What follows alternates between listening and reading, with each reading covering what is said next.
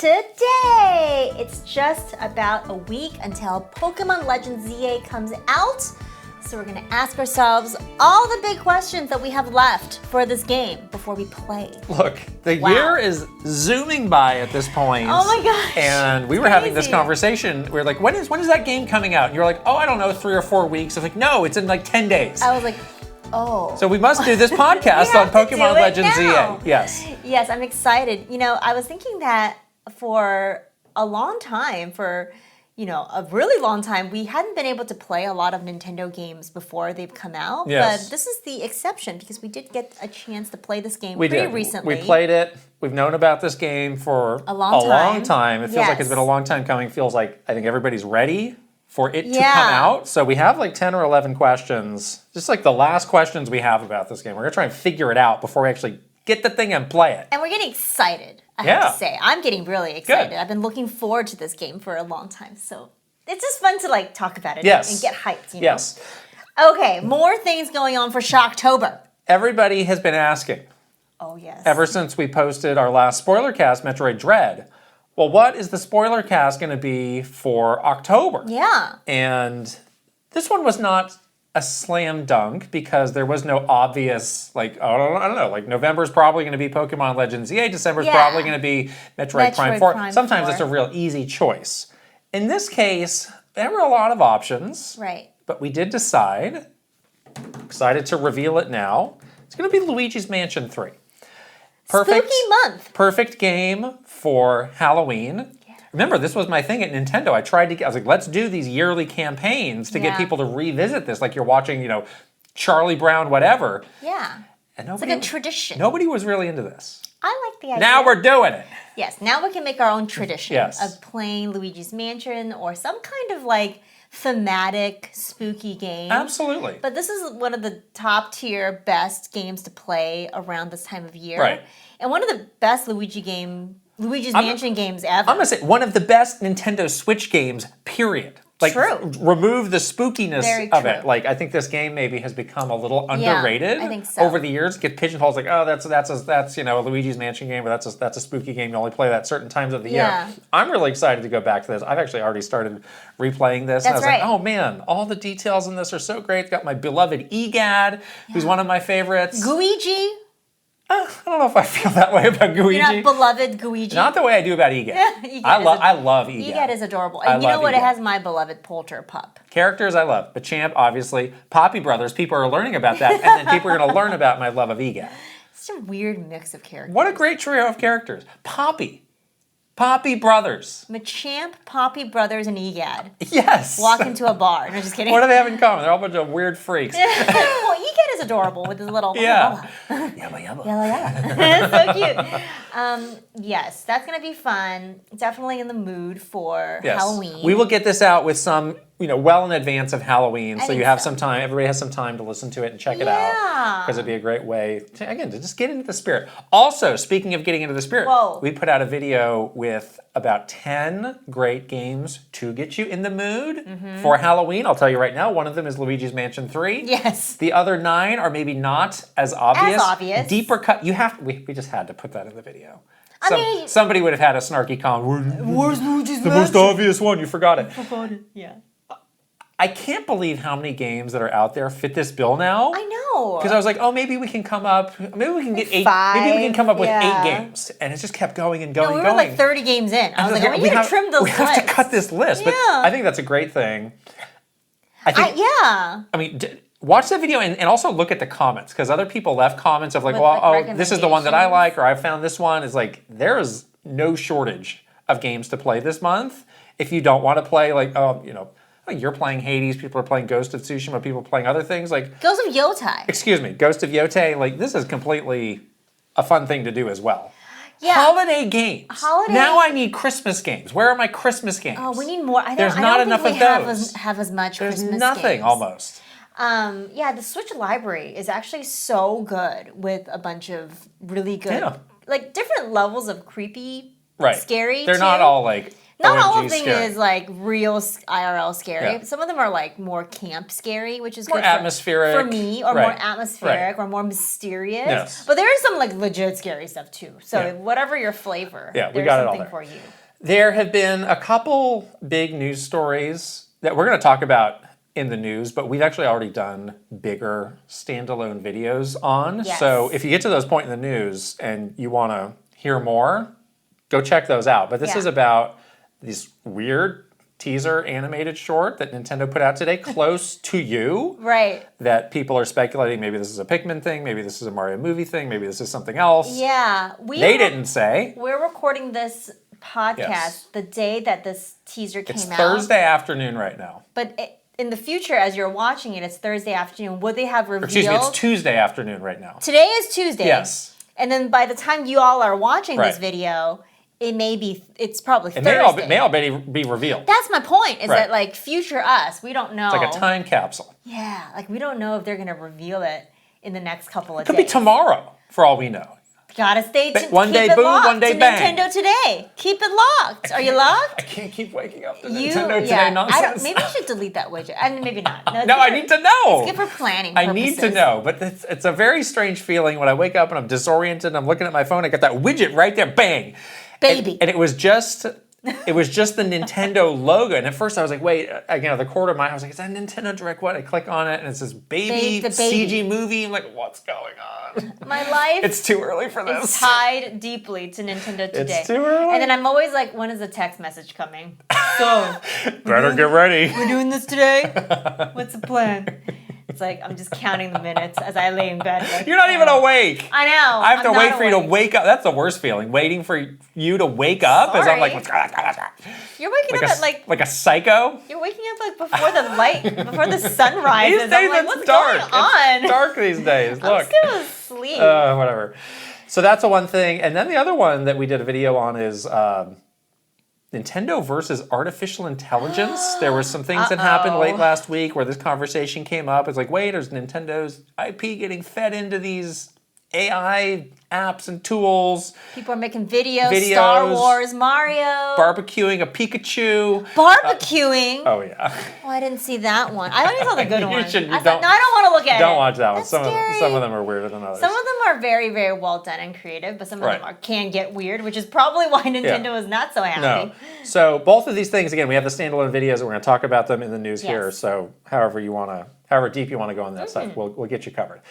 Let's go deep now on Pokemon Legends ZA. I can't wait. But first, of course, we have to shout out our sponsor. This episode is sponsored by Cash App. Thank you. You know, it's something that, you might take for granted is just the very simple direct deposit of your paycheck. It's something a lot of people have. It's honestly something a lot of people don't have. Right. And I remember my first job when I was working at this local record store. I was literally wiping off vinyl records. Oh boy.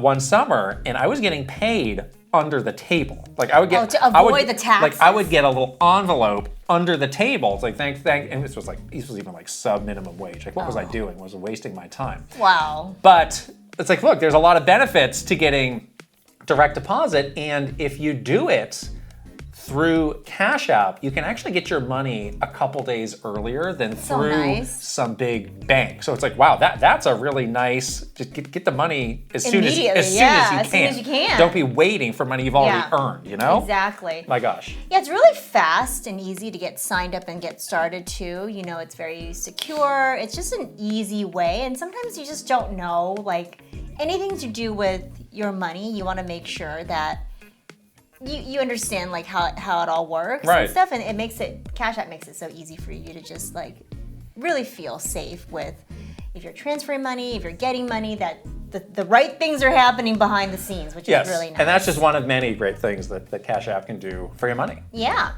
So Cash App does more than you think when it comes to having your back and making sure your money stays your money.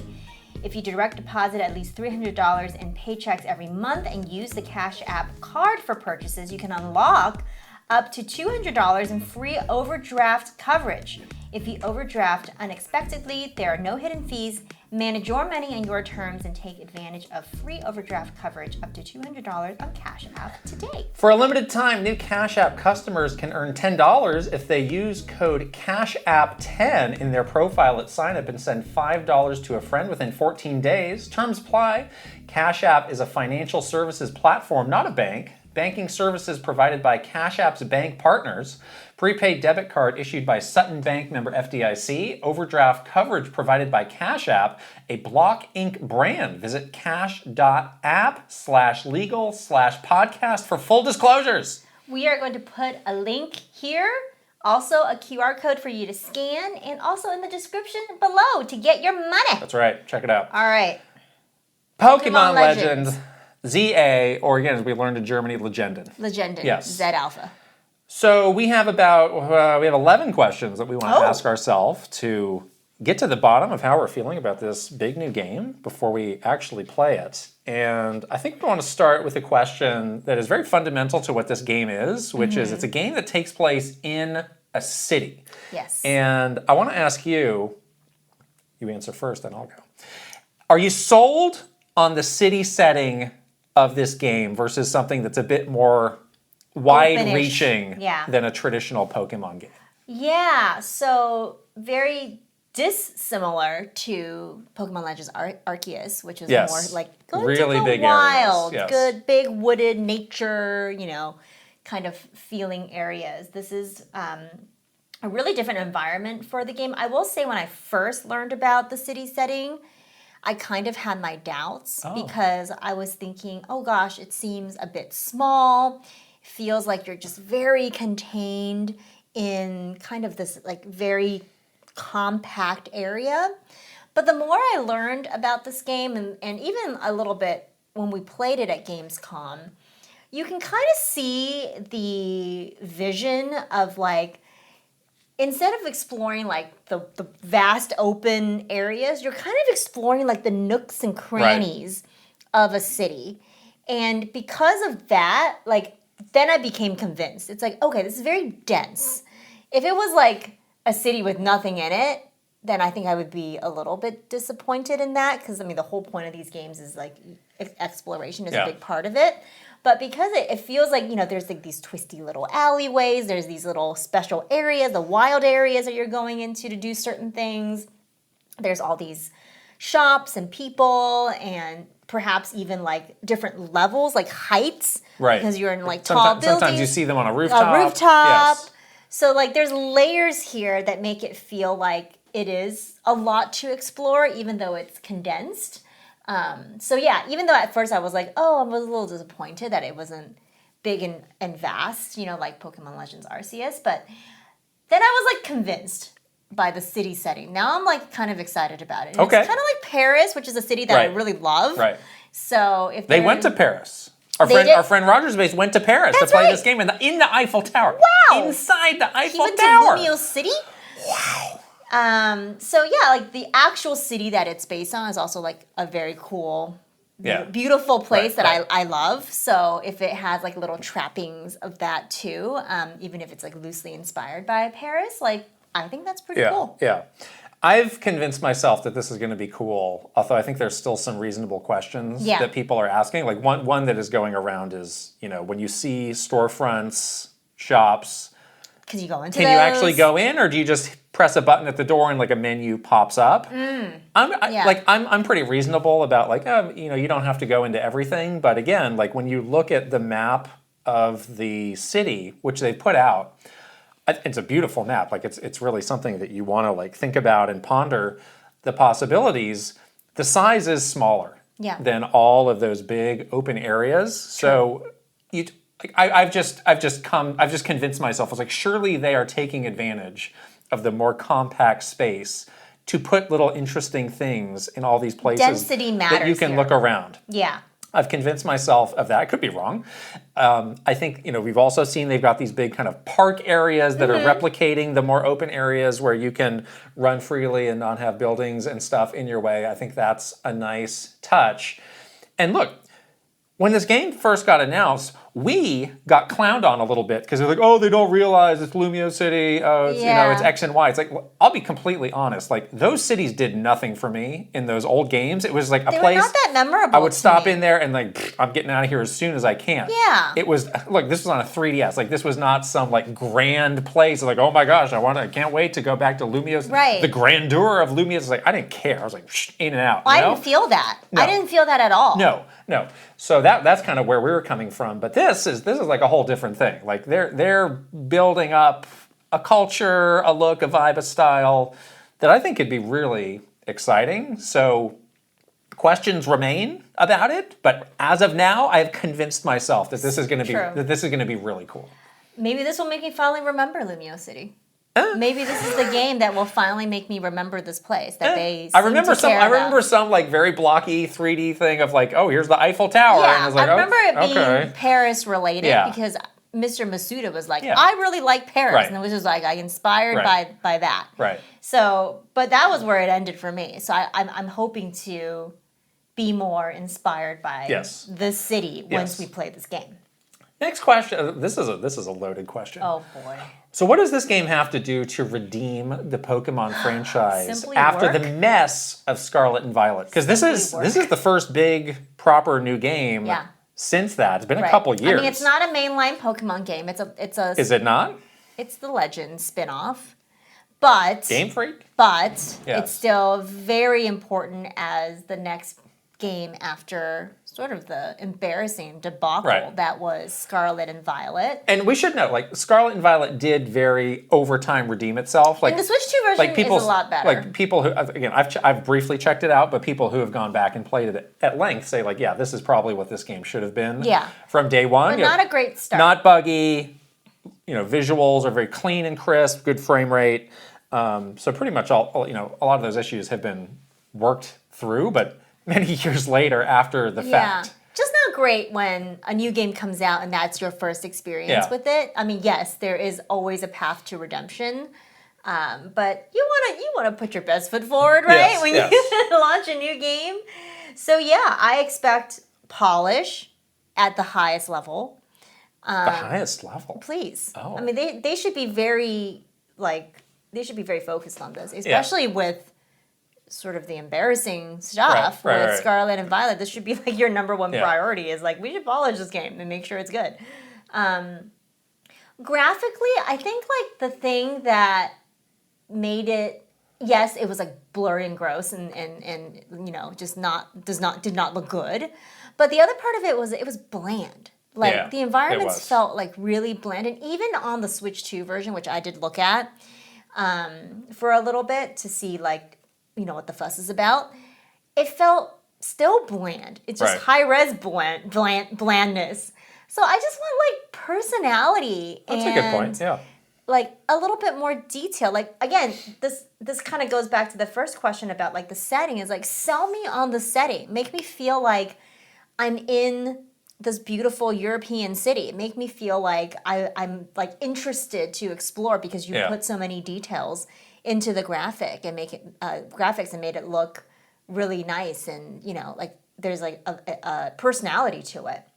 So that's kind of, and then like just basic functionality. Like, don't let me get stuck in an olive. Like, I don't know. No bugs. I mean, I would just say not like, that high of a bar, honestly. Prove that you can make a competent game that does not feel out of place on modern hardware. This is still a Switch 1, a dual, Switch 2. A mixed generation game. There is a Switch version of this.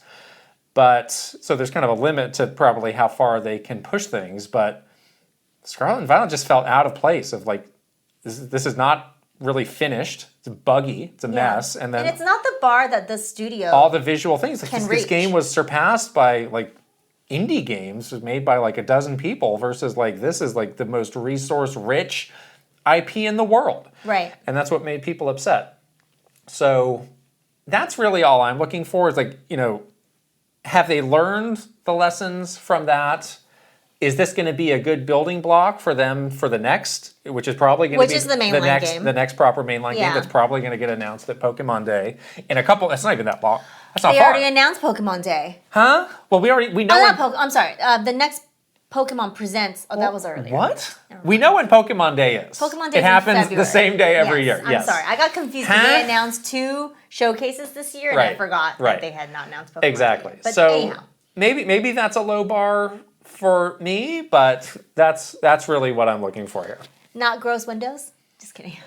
I mean, we have a whole other question about graphics later. We'll be coming back to that. I'm kidding. The other thing that really, for us, has attracted us to this game is the battle system, which is pretty different. Is it different enough for you? I think we have both been pretty vocal detractors of the traditional Pokemon battle system of kind of like not working for us anymore. Getting a bit bored of that.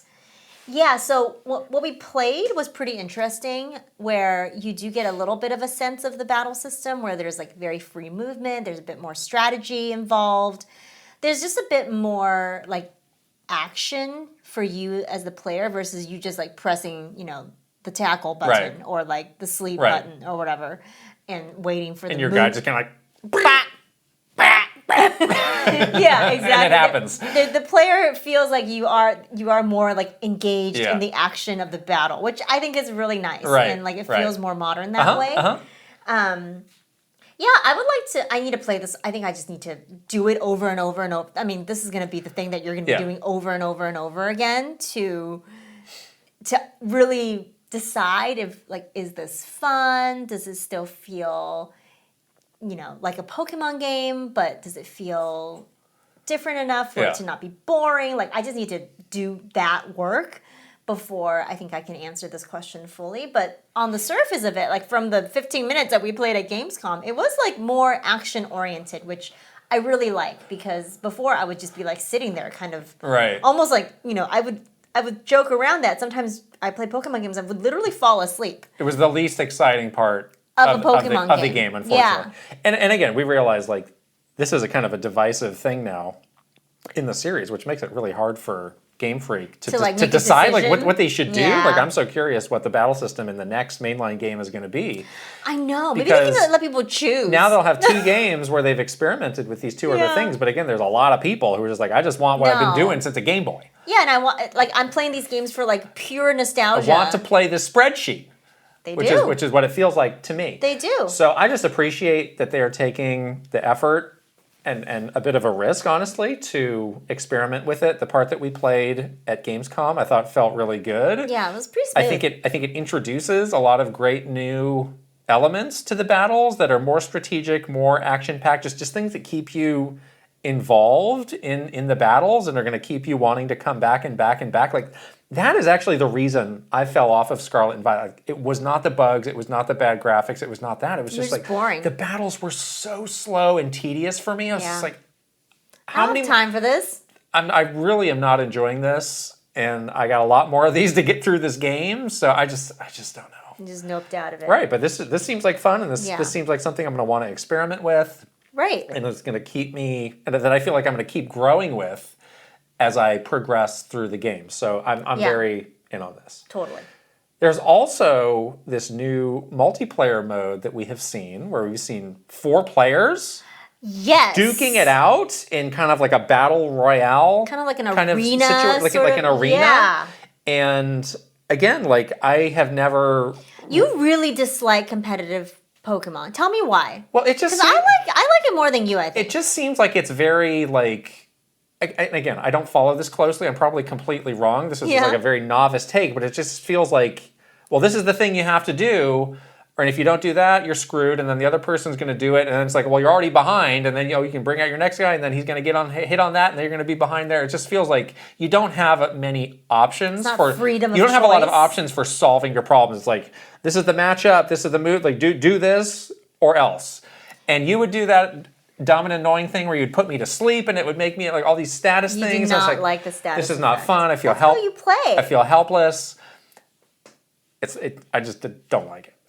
Yeah. This though. This feels different. This seems great. And look, again, there's a lot of opinions on Pokemon.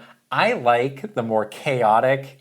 This feels like a Smash Brothers Pokemon. I was just gonna say that. Like, this is like Smash with items. Right. versus like the rural, like straight, like Look, final destination, no items. This is how I like to play Smash Bros. I like to play it with 4 players with items. They're all this chaos. Like you can do like, oh, I'm gonna cheese somebody at the end. I'm gonna snipe this kill. I'm gonna do this stuff, and then I'll deal with the guy later who's left standing. Like see, that's fun to me. Yeah, see, I like that too because it's like we don't need to take it that seriously. Right. You know what I mean? Like we don't need to be like if you're not like you're not gonna see me at the Pokemon Worlds lifting the trophy or whatever. Sure, like they got specific rules and ways that you're doing that, and if you're doing that, that's a different thing. But just like with your friends, casually playing a different mode of this game, this feels so much better because it's like it feels more like almost like a party atmosphere. Yeah. It's like more unexpected. Like you don't know what's going to happen. It's a wider range of outcomes. Yes. Versus I felt like seriously there's no way you can win. The outcome is preordained unless I do this set of things, follow the recipe perfectly. Yeah. And that was just not super fun to me. It's true. It's true. Like this definitely introduces more of that like party atmosphere, like this kind of like unexpected chaos, which makes this type of mode fun with your friends. Right. And the 4 players I like because one-on-one always feels a little bit too like straight-laced. Right. It's kind of like a one-on-one smash battle. Right. It's like, yeah, you're going to pull some move on me and like I'm going to die. Right. Like that's going to suck. Right. But with four players, it introduces like some more algorithms of choice. When you might be playing with people who are at different skill levels too. Yeah. Like it helps to even things out a little bit versus again a one-on-one versus like a complete noob. It's like, well, we kind of know who's going to win. Even though the game does what it does to try and balance things out. I'm pretty high on this mode. Could we play this with our community? Could this be fun? Yeah, I think it could be great. That could be really fun. Yeah, in like next meetup or something, we could do that. Yeah, that would be fun. Okay. Next question is around Mega Evolutions, which have been around. My gosh, such a big part of the promotion for this game. Yeah. Like it seemed like there was a stretch where like every week they were teasing and revealing in some very like high concept new video. They were doing this lucha libre and like beloved Machamp, actual wrestling matches with like the guys in the masks. It's like whoa, yeah, very interesting to see them pushing this so much. So for us, are Mega Evolutions actually an interesting hook for this game? Did you like Mega Evolutions in X and Y? Did, but I feel like it's the weakest answer. I feel like it wasn't the number one thing that I was like hyped for. Yeah. Like I'm more so like I like the exploring and like let me see which ones I can catch and like kind of like that. Right. The collection exploration part of it. Sometimes maybe this is a bad take or a hot take or whatever, but sometimes the Mega Evolution designs are too out there. You don't for like me. them. They're kind of like ugly. Oh, okay, so it comes down to the designs more so? Yeah, I mean, the concept is like pretty basic. Honestly, it's like it's big and strong. Right, it's bigger and it's better. Whoa. Yeah, whoa. It's like one of those, yeah. you know? So, fine, like throughout the Mega Evolutions, whatever, it's like, you know, a sure thing if you're doing that at the end of a battle or something like that. But I would say that like, the mechanic itself is not like that interesting because it's kind of obvious, you know, a bigger, stronger thing comes out and will beat you. And design-wise, it's like, that's kind of like what you're going to Pokemon games for too, is like you want to collect all the cool looking Pokemon, like you're interested. Right. I'm definitely really interested in like the way that they look, like how are they going to evolve, like all that stuff. But I feel like some of the Mega Evolutions are like way out there and they look kind of like ugly. Okay. So, I don't know. I'm fine with the different appearances of them because it's something that is, you know, more temporary. Yeah, it's true. But yeah, I'm kind of the same way where like even in X and Y, I was like, all right, this kind of serves a purpose in the game, but it was not really the thing that attracted me to it. Right. I get like I can understand why people would be because it's again like you know. If you know these characters, like, or these Pokemon, like, so well, it's like, it's fun to get a different take on them. Sure. See them like you've never seen them before. But they might be uglier than you've never seen them before. Whatever, but, like, yeah, I don't know. Like, it does introduce kind of a new wrinkle to the gameplay, but for me this is not the biggest selling point of this game. Like if I had to think of like the top 5, like it might be number 5. I don't even think it'd make my list. Right. But it's not like I don't like it. It's not like I'm like, ew, I can't believe they put Mega Evolutions in this game. I'm not like a hater. But I just think it's hard to base the hook of a whole game around feature. This. Yeah. It's like there's so many other things for this game that could be a cool hook. Right. That is not just this Pokemon gets bigger, and stronger. It's big now. It's big now. Yes. So let's go back to the graphics. Yeah. Are these graphics going to be a distraction for this game, or are we finally going to get over this conversation? Well, I think it goes back to the idea of whether or not the game has personality. Yeah. It's less about, there's lots of games. Well, does it from what you've seen? I think so. Okay. I think so. That's why I'm not, as concerned anymore. Yeah. I'm not going to look at every tree and be like, that's an ugly tree. That window looks fuzzy and gross. You're not, but unfortunately, a lot of people are. Oh, they definitely Because are. This is now something people are fixated on for years and years and years. And now they've got to have the hot take about it. So unfortunately, we're going to get that in at least the first week when this game comes out, or if it's going to leak. Here comes the comparison. This game's probably going to leak soon. Yeah. So it's going to be a lot of debates, let's compare these windows, let's compare the trees, Game Freak has learned nothing, blah, blah, blah, all these things. There's going to be discourse. Yeah. Capital D. So I just want to move beyond this. So I hope that they can up it a little bit. Again, I'm not expecting a complete revolution in the way this game looked. We already I don't think it can. We've seen the way the game looks. It's not that, but yeah, I do think just there's a basic bar for a presentation of a game of this scale on a modern console that I would like them to surpass. Yeah, you got to clear a bar. You got to clear a specific bar for a game on a modern console made by, using your exact words, a very resource-rich, yes, company. Exactly. So that's a bar that you have to clear, unfortunately for you, Game Freak. Yeah. And I'm sure they're working to clear that bar.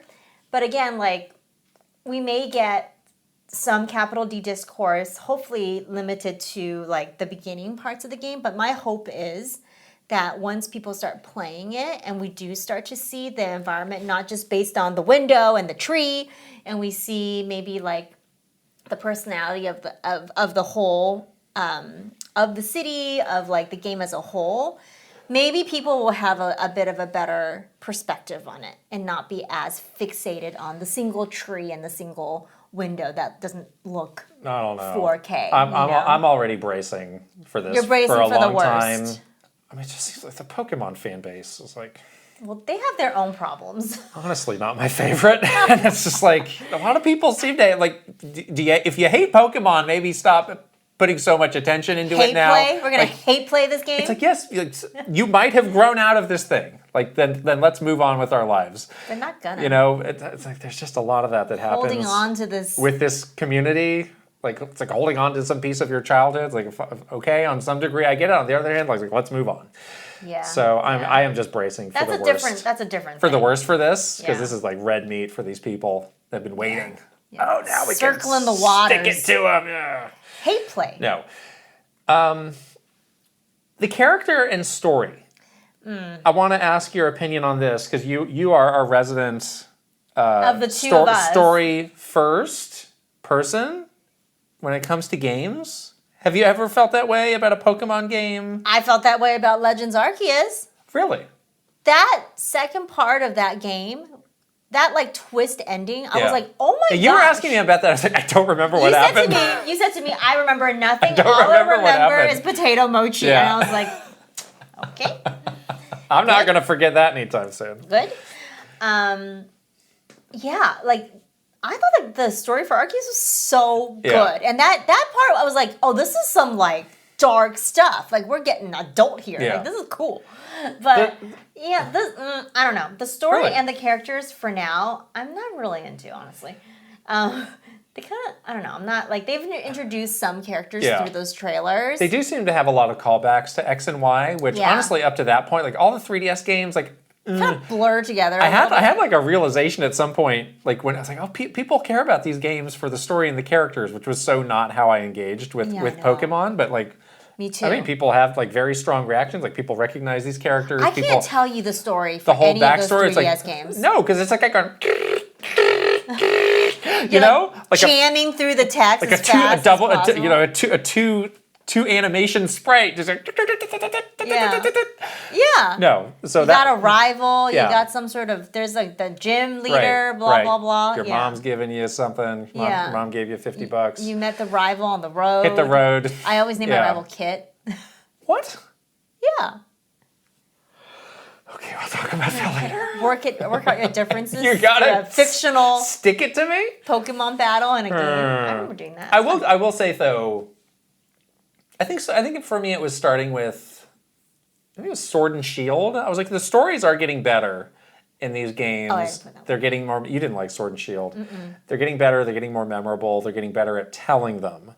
Yes. So I'm very open to this story. I feel like the story might be pretty good. And the possibility of it being good, but I do not have the nostalgia for the story of X and Y. Nope. I don't have the knowledge of who these characters are. I don't neither. I don't have any of that. So it's going to have to hit me. And we played X and Y to completion. Like by the way. like I'm almost a new player. Yes. From that perspective, that's how I'm entering this game. I cannot remember a single thing from X and Y except for like the legendaries and like a small bit of like plain, the gameplay of it. But we played that entire game and we worked in that campaign. Yeah, we did. So it wasn't like we were unfamiliar with it. But seriously, the story for those games were never the number one thing for me. But the legends, at least from Arceus, I feel like the storytelling is like kind of been a focus for the Legend games. So I'm hopeful that we will get a pretty good story here. And then they will make me care about these characters that they've been introducing and like the story that they've been breadcrumbing. Like I want to care. I want a good story and I want that to be part of my experience with this game, but because I don't have any nostalgia for X and Y, I just don't know. And I'm not immediately like, oh my gosh, this character, wow, can't wait to see what they're up to or whatever. So, yeah, but I'm very hopeful because I really like the story for Arceus. And the storytelling I thought was very well done in that game. So, it could bode well. Interesting. Okay. Maybe I should watch a story explainer on Arceus. You don't remember that like twist ending? I remember the town that you were in. All the things I remember of that game are gameplay focused and potato mochi. And the sleeping Snorlax. And I remember it's like some of the characters being fun, but I just don't remember. Wow. I just don't. There was a very pivotal moment in that game where it was like, oh, what? Yeah. Like it was like a all-time like, oh my gosh, I can't believe this is happening in this game. Okay. Another big question for this game. Is this a system seller for the Switch 2? So it's in October, which is like primo holiday mode. There is also the Switch 2 bundle, which we don't know exactly how this is going to work mechanically. Like, is the Mario Kart bundle going to phase out and this one's going to come in? Or is the Mario Kart bundle doing something during Black Friday? Or wait, what is the Black Friday plan? But it's going to be available as a bundle for probably the duration of the holidays. They're setting it up to try to sell some Switches. We see people still out there making videos of like, oh, the Switch 2 doesn't have a big game that needs a system seller. Like, I don't know, this is a Pokemon game. It's a Pokemon game. Is this going to do it? I feel like Nintendo is setting it up to be that, or trying to set it up to be that. It's not a mainline Pokemon game, but it is a big Pokemon game coming out during primo holiday time. I do think that the Switch 2 generation is just continually plagued with the idea of like, it needs a big game, but it needs to be the big game that I want to play. Because the Switch 2 had plenty of big games already. Yes. It had Mario Kart World, it had Donkey Kong Bonanza. Dragon Drive. Dragon Drive. Oh yeah, that Kirby DLC. Oh my God. I think for some people, this is 100% going to be the I've been waiting for a Pokemon game to get a Switch 2. It's been a long time since we had a Pokemon game. Exactly. Like a legit Pokemon game. Yeah, so and I can't wait to finally get a Switch 2 now. There could with the Pokemon again after game. the years and years of like maybe too many games coming out too fast. Then you had a little rest. There's some pent up demand again. Yeah. After people have had to wait a couple years. Yeah, or it could be like yes, it's on the Switch. Let's not forget it's also on Nintendo Switch. Switch 1, yeah. And there's so many of those out there, and maybe that's going to be the version that does more numbers. Yeah. How do you think this plays out? This is complicated because it is like this transitional thing where it's on both systems. But to answer the original question, I don't think it's a system seller. I think it's nice for the Switch 2 library for a Pokemon game to be included in its launch year, but I don't think it's going to be like a blockbuster hit, like where it's like, oh my gosh, now we have, millions of people finally, a second wave of the launch, hype for Switch 2 is now coming back in the holidays with this Pokemon game. Right. I just don't think that's going to be it for this game. It doesn't have like the true like blockbuster kind of thing as like a Zelda game or like a 3D Mario game or something like that. But I do think there are some people, there is a contingent of people, and it's not a small number of people, that have been waiting for fill in the blank game, and this is the game that they're filling in their blank with, that will be happy to buy this game, happy to get the bundle. They didn't want the Mario Kart bundle because that's not a game that they play, but Pokemon is, and they're going to get this bundle. So I do think there is a contingent of people out there.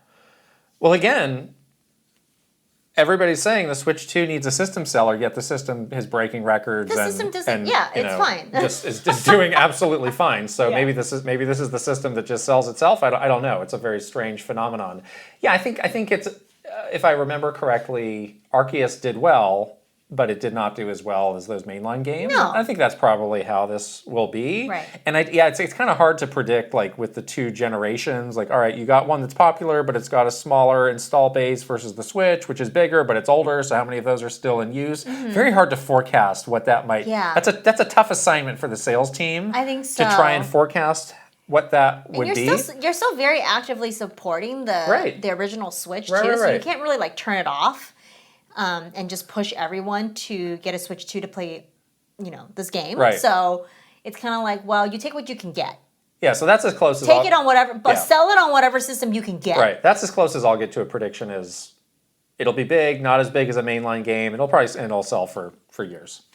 Yeah. It'll sell for a long time. Exactly. And I think the bundle will do well for them. I think the bundle will do really well bundle for will them. be great. But it does, again, it seems like they're doing a really good job of keeping the systems in stock too, leading up to the holiday. I just saw this was a rare thing actually. I saw they post a post on Nintendo social channels saying Switch 2s are in stock. Oh really? Yeah, you can get them freely. It was a couple of days ago. They're free? The Switch 2 is free? No, you don't have to wait in a line. You don't have to lottery or whatever. I guess maybe in Japan you still have to, but it was on the Nintendo of America's accounts, it was Switch 2s are available. And I don't know if it's because they're kind of setting it up. Sales fell off? No. I don't think so. Failure? Oh. Doomed? Nintendo doomed? Back to being doomed. We're back to doomed. Okay. But I think they're setting it up for it's going to have a big holiday and we're going to make sure it's all in stock so people can buy it. The holiday buildup is happening. Exactly. Is this going to be a better game? Forget the sales. A better game than Legends Arceus, which is a game that we both really loved. That was the year that game came out was the first year we had been doing this, and I think we both had it. I can't remember exactly in our game of the year. I think it was either number 2 or number 3 for us. Yes, it was very high on the list. Really high. So that's a game that we really like. I was going to say the bar is pretty high. Yeah. Because I loved Arceus so much, and I've been rolled down on Pokemon. And Arceus is definitely the best last Pokemon game I've played. Yes. All the Pokemon games I've played afterwards, I've been disappointed with. And really didn't like it. It made me really sad because I want to play Pokemon games and I want to love them, but I just keep getting disappointed. And I'm getting a little bit dejected. Even a little while ago, I was very kind of depressed about it because I was thinking oh man, do I just need to let go of this part of my childhood and not really and just love Pokemon a different way. Like I'll just watch the little, Pokemon concierge and I'll get a Togepi, Squishmallow or whatever and just engage with Pokemon in a different way because these games are so disappointing and not fun for me to play. Like I was getting like a little bit like just down in the dumps about that. So I have pinned all of my hopes and dreams on this game, on Legends ZA, to revive my love of Pokemon games because I have not played a good one since Arceus. So I'm very hopeful. So is that a yes or a no? I'm very hopeful that this game is going to be better than Arceus, and then it's going to revive my love for Pokemon games. I've really pinned my hopes on. So that's a yes. I think so. Yeah. I love a good yes or no answer. sometimes you just want a yes or a no. I think yes, and I'm telling you the bar is high. And I'm telling you that there's a lot of expectation that I'm putting onto this game. Maybe it's unfair for me to do that, but I don't care. I need this game to work for me. I really need this game to be good so I can fall back in love with Pokemon games. I'm going to say no. I think it can be as good. What? Or maybe a little bit worse. I don't see it being a lot worse, but I also don't see it being better. I just like the formula for Arceus a lot. Like, I know people I thought Arceus actually is a really nice looking game. Do you think that was a great Vista game for me. Oh yeah, the Vista. I just like the whole. I like the kind of past setting. I thought that was kind of fascinating. Cool. Yeah. There was just a lot about that I liked. So I like what I've seen about Legends ZA. Okay.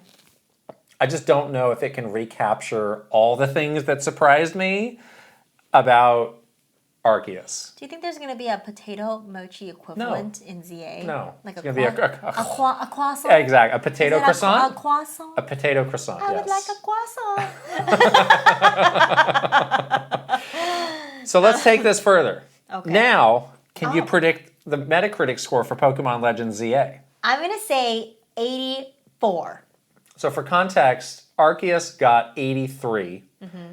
Scarlet and Violet got 72. That was a big, that was a big drop. We looked at it this morning and I was like, whoa, that's lower than 84, I thought. 84 for you. I think 84. Yeah. I'm going to say 82 for Legends ZA, which is, again, this is 1 point lower than Arceus. Okay. Pokemon has become such a flashpoint franchise where a lot of people love it, hate it. Yeah, Again, some people are very resistant to change. Some people are very open to change. Like, I think it makes it a hard game for it to really get the high score. Yeah. I'm not thinking it's like 90s or anything like that. No. I think it'll be very solid, but again, I think some of the things that they're introducing might be a little bit divisive, which is probably why it's landing on the lower end of 80. And again, below Arceus.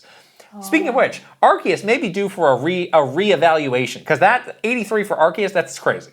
I think we need to replay That should be Arceus. Like an 89.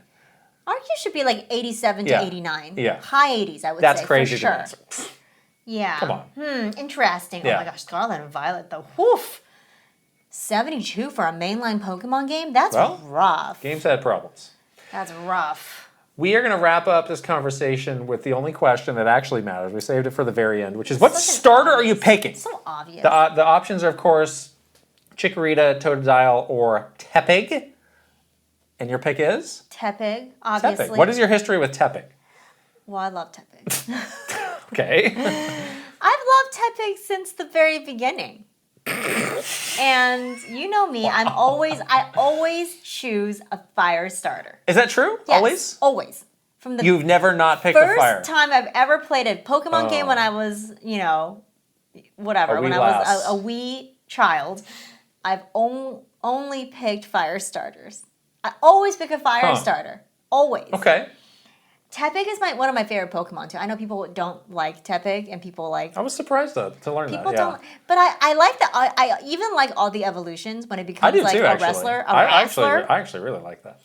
And I have this. You do. You got me this. Yeah. From Japan. Yes. It's very tiny. People probably can't see it. It's very tiny. But I have kept this with me for like 15 years, basically at this point. So I love it. Okay, so Tepig is your choice. You're a Totodile, aren't you? I actually really like Tepig too, and that's the starter that I picked in black. You played in was Tepig. I remember that. Hearing you say that you're going to go Tepig, I don't know, it's kind of more fun to have a little bit of variety. Yeah. So I chose Oshawott in That's right. You always pick water, I felt. No. Well, the last couple ones you loved Oshawott. Yeah, the last couple ones I have actually. But I do like the fire ones. Piplup, that was you too. Let me think about this actually. Not Chikorita. No, I'm absolutely not picking Chikorita. Froakie was another you. Forget that. No. Have Sobble? Was that you too? I did Sobble. You did Sobble. Yeah, so I guess I have done a lot You're of water. a water starter. I have done a lot of water, but I do like fire too. I'll go Totodile just so we can have something a little bit different, and I can have the edge on you also. You have the edge. So I can have the edge. Don't picture Chikorita. I do really like Tepig. I don't know, alive. Tepig could fit in great with my Machamp squad. Big, strong. Lucha Libre. Strong Pokemon, yeah. We don't even have Revenge on Halucha. Whoa. I'm gonna get it. That's what I'm gonna get. As soon as I can. Is revenge. I'm going down a dark alley with my team of Machamps. How many arms are gonna be setting hands on that Halucha? All of them. Including mine own. 6 to times get Shakespearean. 2 plus 2 plus 4. It's a lot. Plus 6 plus. It's a lot of hands and feet. I want to get pummeling. I want to get Togepi All right, first. fine. I'm never gonna evolve it. It's gonna be an egg forever. Fine. We asked our Patreon community the same question of who are they picking, and the responses I thought were surprising. That's surprising. 36% said Totodile, so that's Totodile. who I'm aligned with. Yeah. 27% said Chikorita. 16% said Tepig. There's a lot of Tepig hate in this that I saw that it made me mad. I was really surprised. I was really upset and then, by this. Of what course, the heck, community? 20% says I'm not getting this game. So that's kind of high too. That's also interesting to see. I mean, not everybody's buying every game. Well, this is a big one. 80% of our community is buying this game. It's a lot of people. Okay, I guess you can look at it the other way. Alex Gomez had a very interesting way of picking. I pre-ordered Pokemon ZA directly on the Pokemon Center storefront, which includes one starter Pokemon plushie at random as a pre-order bonus. Whichever plushie I receive alongside my copy will determine my starter choice. I wish I did this. That's very fun. I like that. Oh, Alex? But what if you get a Chikorita? I'd throw it in the You trash. would not do it. I would totally renege. Yeah. I was like, no, I don't like this. Yeah, that's not cool. Give Chikorita to Chili to destroy, like Tom Nook. No. I want a Rocky ask. All right, here's a completely different take on this question. I'm sorry, but I literally have no idea what these choices mean, lol. I'd like to get into this game, but have never played Pokemon before. Is there any hope for me? Yes, could I like it, never playing this franchise up until this point? I think that's a good question. This is a good question. Is this a good entry point to Pokemon? Well, this is a very untraditional Pokemon game. So it might not give you an idea of what a Pokemon game actually is. So I wonder, but it is a really fun Pokemon experience. Yeah. So on that side, it's like, well, maybe you don't want that traditional experience and you just play this game. But I don't know, maybe you should play a traditional Pokemon game What is the first. best entry point? Sun and Moon. It's not. You can't answer this question. Heart Gold? Of what is like actually... I don't think she's going to be spending $500 on a Pokewalker. Yeah. What is the best of things that are actually easily available? Sword and Shield? Maybe? Let's Go? No. What's wrong with Let's Go? I really like Let's Go. Don't play that. If they had an alternative to all the motion stuff, I would say Let's Go. But Sword and Shield, maybe. I didn't like that game, but it's pretty traditional. Yeah. You liked it. And that's easily accessible. Yeah. I would say give this game a shot. Oh. I'm not... Again, like you can debate whether, do you want the traditional experience or you're just open to anything Pokemon? You just want to see what it's like. Yeah. I wouldn't get worried of like, oh my gosh, I don't know who these Pokemon are. Or like, oh, it's a it's a follow up to X and Y. Like, I wouldn't worry about that stuff. Yeah, exactly. You don't have to worry about that. I'm sure it's a standalone Every year there's some new, how many millions of new 6-year-olds get exposed to Pokemon and they're like, oh, I like this. Yeah, exactly. And they figure it out. Watch an anime and they're like, wow, this is cool. They figure it out. Yeah. Exactly. And finally, Link the Hero of Wind says, Tepig all the way. Yeah. Gen 5 holds a special place in my heart because it was the first new generation after I got into the series, and Tepig was my starter. I also spent 8 months shiny hunting it in Pokemon White and currently have it as an Emboar in Pokemon Home. Oh, I also played Pokemon White. Did you shiny hunt for 8 months? I did not shiny hunt for 8 months. But Fake fan. I wish I did. Hey, Link the Hero wins. Trade me your emblem. No! Just kidding. You like to take advantage of people.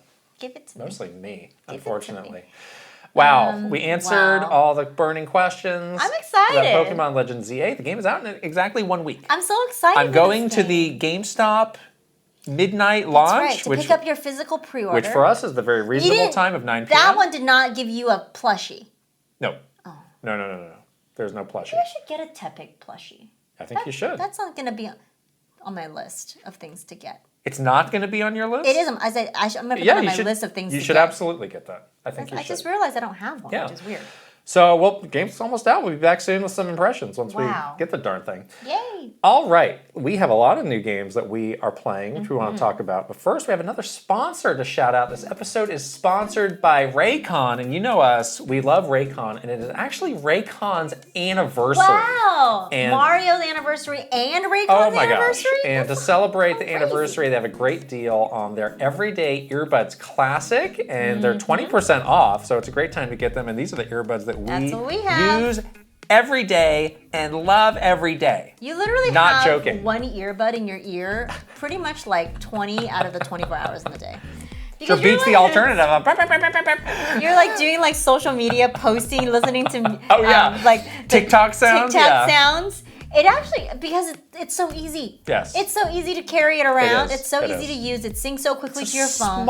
Small, fits in your ear. Yeah. It just works. It just functions. You just need stuff in your life that works. And this is one of the things that works and you don't have to worry about it. Yes, active noise cancellation, multi-point connectivity so you can pair with 2 devices at once. That is really nice. That's one of the annoying things about older or less advanced earbuds. It's like, what's it paired to? I don't know. My gosh. All these great new colors, blush violet, cool mint. So nice. They still have some of those Major League Baseball ones with pick your team up there. And my gosh, these things are packed with incredible features. Charge it for 10 minutes to get 90 minutes of playtime? How does that work? What is the math on that? I feel like I barely have to charge mine. I don't know. Up to 32 hours of battery life with the case, have an awareness mode, so when you're out, you can still stay connected to what's happening. That's important for me. I live in the city, so there's like cars zooming by. And there's a 30-day happy use guarantee. Love these Raycons. So go to buyraycon.com/KitandKrysta to get 20% off the Everyday Earbuds Classic. I'm gonna put the link right over here and with the QR code that you can scan and in the description below. Games we are playing. Yes, I've taken up the yoke. You have been checking out a lot of things because I'm still got a problem. Yes, I'm gonna have a problem for a little while longer, it's but okay. I'm managing better. through. I'm managing through. I'm healing. Yes. You are. And you're doing great. You though started Ghost of Yotei. I did. I want to hear all about Ghost of Yotei, and the game is absolutely beautiful. Yes. I booted it up on the big screen, obviously. Oh, did you? Even though I have the portal, and I'm always like, I want to play on bed. This was one of the ones where I was like, yes, have to do that. Let's dim the lights. You have to do that. You know, we gotta put this on the big screen because you know it's gonna be gorgeous, and it was. So yeah, I played the first 5 to 8-ish hours of this game, and it's really good. Like it's absolutely like you're very immersed in this environment. So one of the things that's really interesting is the game takes place in northern Japan, like Hokkaido area, which I've never been to before. You have been to before, so I'm actually interested in asking you some questions about like what your takeaways from like what makes Hokkaido unique. But the story follows Atsu, kind of we talked about this a little bit, kind of similar to the Assassin's Creed I want to ask you about Shadow storyline. So I also watched like a video of the first couple hours of this game. And I was also very taken with how similar it is to Assassin's Creed Shadows. Yeah. But I feel like we talked, in the episode of the games we're playing or not playing, you kind of had this pretty firm idea in your mind of like, it's going to be hard for this game to maybe wow you or surprise you because you've already had a similar experience this year. Mm-hmm. And just talking to you, I feel like you were maybe a little bit down on this game because of that fact. It's like I've experienced something very similar already this year. Was it more similar than you expected, or was it like the same amount, or is it just like I just can't get over this thing? It's pretty similar. Yeah. Like the story I'm having a hard time connecting with, honestly, because it is so similar. Even the presentation of like this revenge story, which is exactly what happens to Naui in Assassin's Creed Shadows. And they do this thing where it's like, this is the Yote 6 that you have to now like one by one like take out. Yeah. And even the naming of the Yote 6 were almost like very interchangeable. And the look of these guys too is really they're wearing the Oni mask, and they have names like the Snake and like the whatever, like the dragon or the tiger or something like that. And it's like that same thing, that same idea of like you got a revenge list and you got to go one by one and like cross these. You got to kill these guys and cross them off your list. The thing that I really like about this game so far is the gameplay. I think the gameplay is very different than Assassin's Creed Shadows. Well, so I want to talk about that because when Tsushima came out, that's what everybody said was like, oh, this is basically an Assassin's Creed game in Japan. Have they changed something to make this feel less like that? Well, it's not stealthy. So there's that. Yeah. You're not expected to do a lot of stealth. You're not doing rooftop stuff. You're not doing like rooftop grapple hook climbing. So that's pretty different than Tsushima. That's what I'm saying. Like you're not. I haven't done that yet. Right. You know. Because wasn't that the whole thing of like, oh, he is. I forget the character's name. Like he's the first shinobi. Yes. You this know. one you're not so really. she's not really like that. You're more like action. You're like in the mix. Okay. And like they do a lot of like really cool battle mechanics that I actually really like. Yeah. And they introduce some like pretty early on. Like some of them are like unique. Like I have not played a game with this battle mechanic. Like so one thing that I really like is when you first start out with battling somebody, they do this thing called a standoff. Yeah. And it's basically like that silly game in 1-2 Switch where it's like draw, you know? It's kind of like that. Wasn't that in the first game? Was that in the first game? I think it was. Oh, it was? I think I remember that. Yeah. It's been a while since I played the first game. Boy. We remember nothing. That's the takeaway from this podcast. I like the way they do it, though. Yeah, it's cool. I think it's really cool. It feels very, very different than other, sword play. Yeah. I mean, there is sword play, obviously. Right. And then you do like basic sword stuff. There's also things like you could pick stuff off the ground, like throw it back at them. The standoff is cool because it goes into almost like a Street Fighter game. Like the screen goes 2D almost, which is kind of neat. So there is like some more like action-y things about this game that I think is pretty cool, and I really like it. And it seemed to be very heavy on the, this attack is this color, so do this to parry it or evade it. Yeah, evade, or that you can't parry this. How are you doing keeping track of all of those pretty good cues? Yeah. And you can do some cool stuff. You can call your wolf. Oh, you have a wolf now. You have a little wolf. What can the wolf do? It come and like bite guys. Eat them. Yeah, like literally eat them. You can call the wolf to like. That's cool. And then you can do this thing where you like do almost like a battle cry, almost kind of like what Kratos does. Oh, really? And you can like scare people or like stun them. Oh. So it's good for like crowd management because I feel like a lot of it is like you're battling more than the one person. It's more so like battling like little groups of people. So the battling is really good, and obviously the environment traversal, like the world is like amazingly beautiful. Yeah. And they do some like very artistic things to make you like stay in the moment. Yeah. Like for example, they don't have like a mini map or like any kind of like waypoint. Like here's a giant marker, like go there. It's like you have to like call the wind to like take you in the right direction or whatever. Right. You're actually doing a lot of stuff on the little touchpad. I saw some of that. Of your controller so it was like you were like, well. You're like banging your sword when you were like forging your sword. Yes. Or it was like grilling a fish. You're doing like a lot of motion. You can like it's like what's going on with all that like dual sense stuff. In the very beginning of the game too, you have to write calligraphy. Oh yeah, so how did you what did they actually need you to write on the touchpad? It's like a stroke. Like you have to do the right direction. Do they show you what to do? Okay. They show you like I couldn't tell that from the video I was watching. A perforated line of the stroke. I see. And then you like have to do the motion on the little pad. That's interesting. Okay. I was like, Oh dang! Like, do you like this stuff, or is this just like nonsense filler? No, I like it. You like it? I like it when games make use of that very nice controller. Yeah. Like, why do you have a cool controller if you're not gonna do some cool stuff with it? Is it good vibration? Very stuff? good. Yeah. Very well done. Now, I have a big gripe with this game. Oh, no. Because, they have horse violence in these Sucker Punch games that it makes me mad. Like What's Sucker Punch got against horses? I have a big question for you, Sucker Punch people. Like, can you not do this? It's a beautiful animal. They want to Sucker Punch a horse, I think. They shouldn't do that. It's really it's unwelcome. So that we had a moment that I will never forget and I'll never live down in Tsushima where the horse dies. Right. And I'm still mad years later. I don't remember a single thing about Ghost of Tsushima except for the fact that they killed that horse and now I'm very randomly too. To no end. It kind of didn't need to happen. No, it didn't. It was like 2 hours before the game ended. Right. And they just shot your horse down. What was the point of this? And then they made you have a new horse, and that horse sucked. This is some regular I'm like, horse. this isn't the horse that I have a relationship with. That was a bit odd. Why would you do that? I don't know. This game starts with horse violence. They have this whole scene. This is like literally the first hour of the game, so I'm not spoiling anything. This whole scene where this horse is getting like abused by these horrible people, and they're like throwing rocks at it and like beating it and stuff. But then you fight them.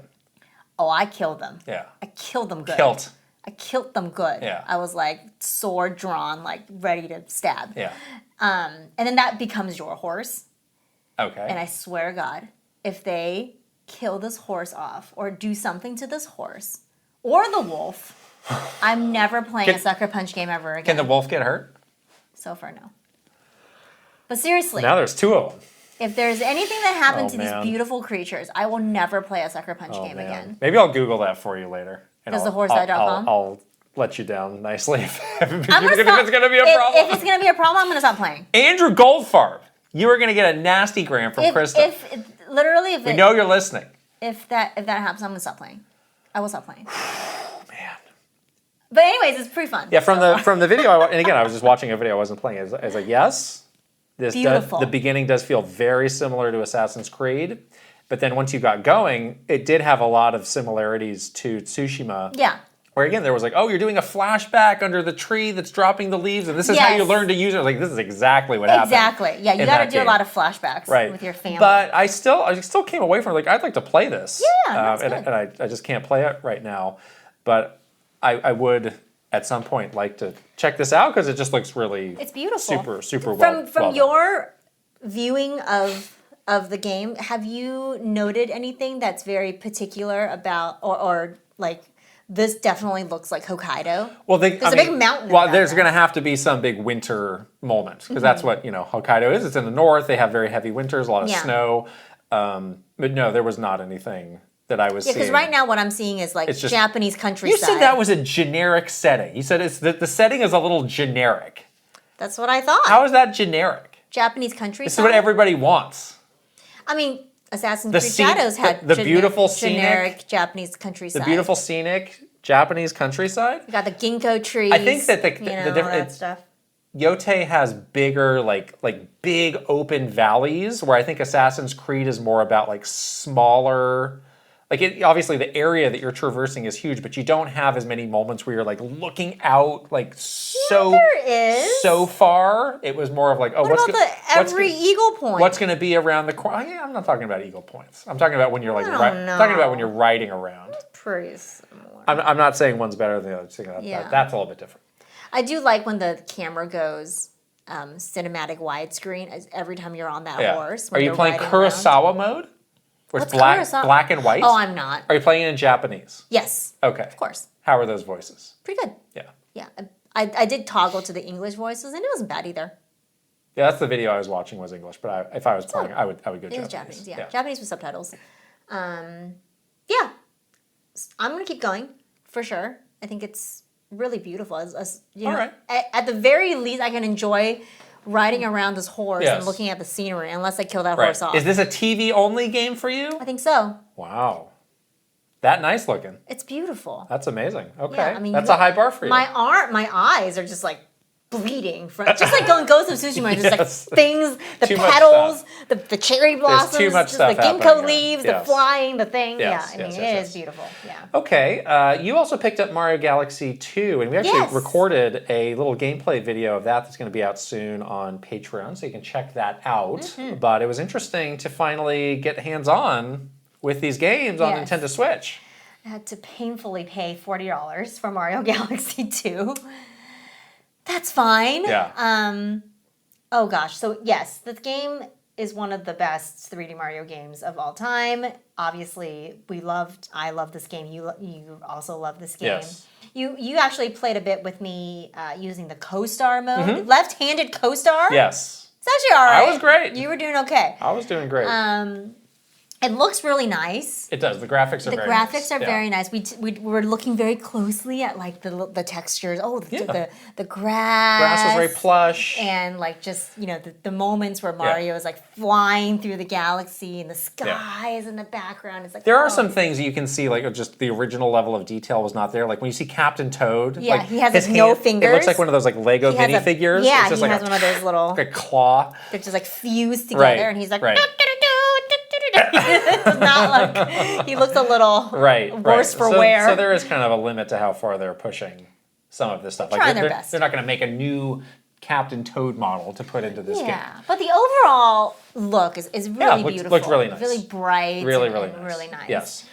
The issue I have is with the motion controls, which I had a really hard time with when we were playing together. Watching you play this, unfortunately, confirmed every worry I had about these games on Switch. Because, again, this was my experience with Mario Galaxy 1 and 3D All-Stars, was like I just did not like the way the motion controls felt. Whether you are using a Pro Controller and having to aim the cursor around, or using Joy-Con and having to aim. Like, there's just something about the way the Wii Remote technology worked. Was it that sensor bar? The technology is a little bit different. Yeah. It just felt more responsive, more quick to move. Yes. More easy to match the cursor with where you want it to go. And you seem to be having a lot of trouble with that. And I feel like this is even worse than Galaxy 1 because of the introduction of Yoshi. Because you have to do more of that with Yoshi. You do. That in like a truly essential gameplay way. Yeah, and we did a boss fight where it was essential for you to do that like motion aim and like with Yoshi's tongue. Right, so if people don't know, like you have to aim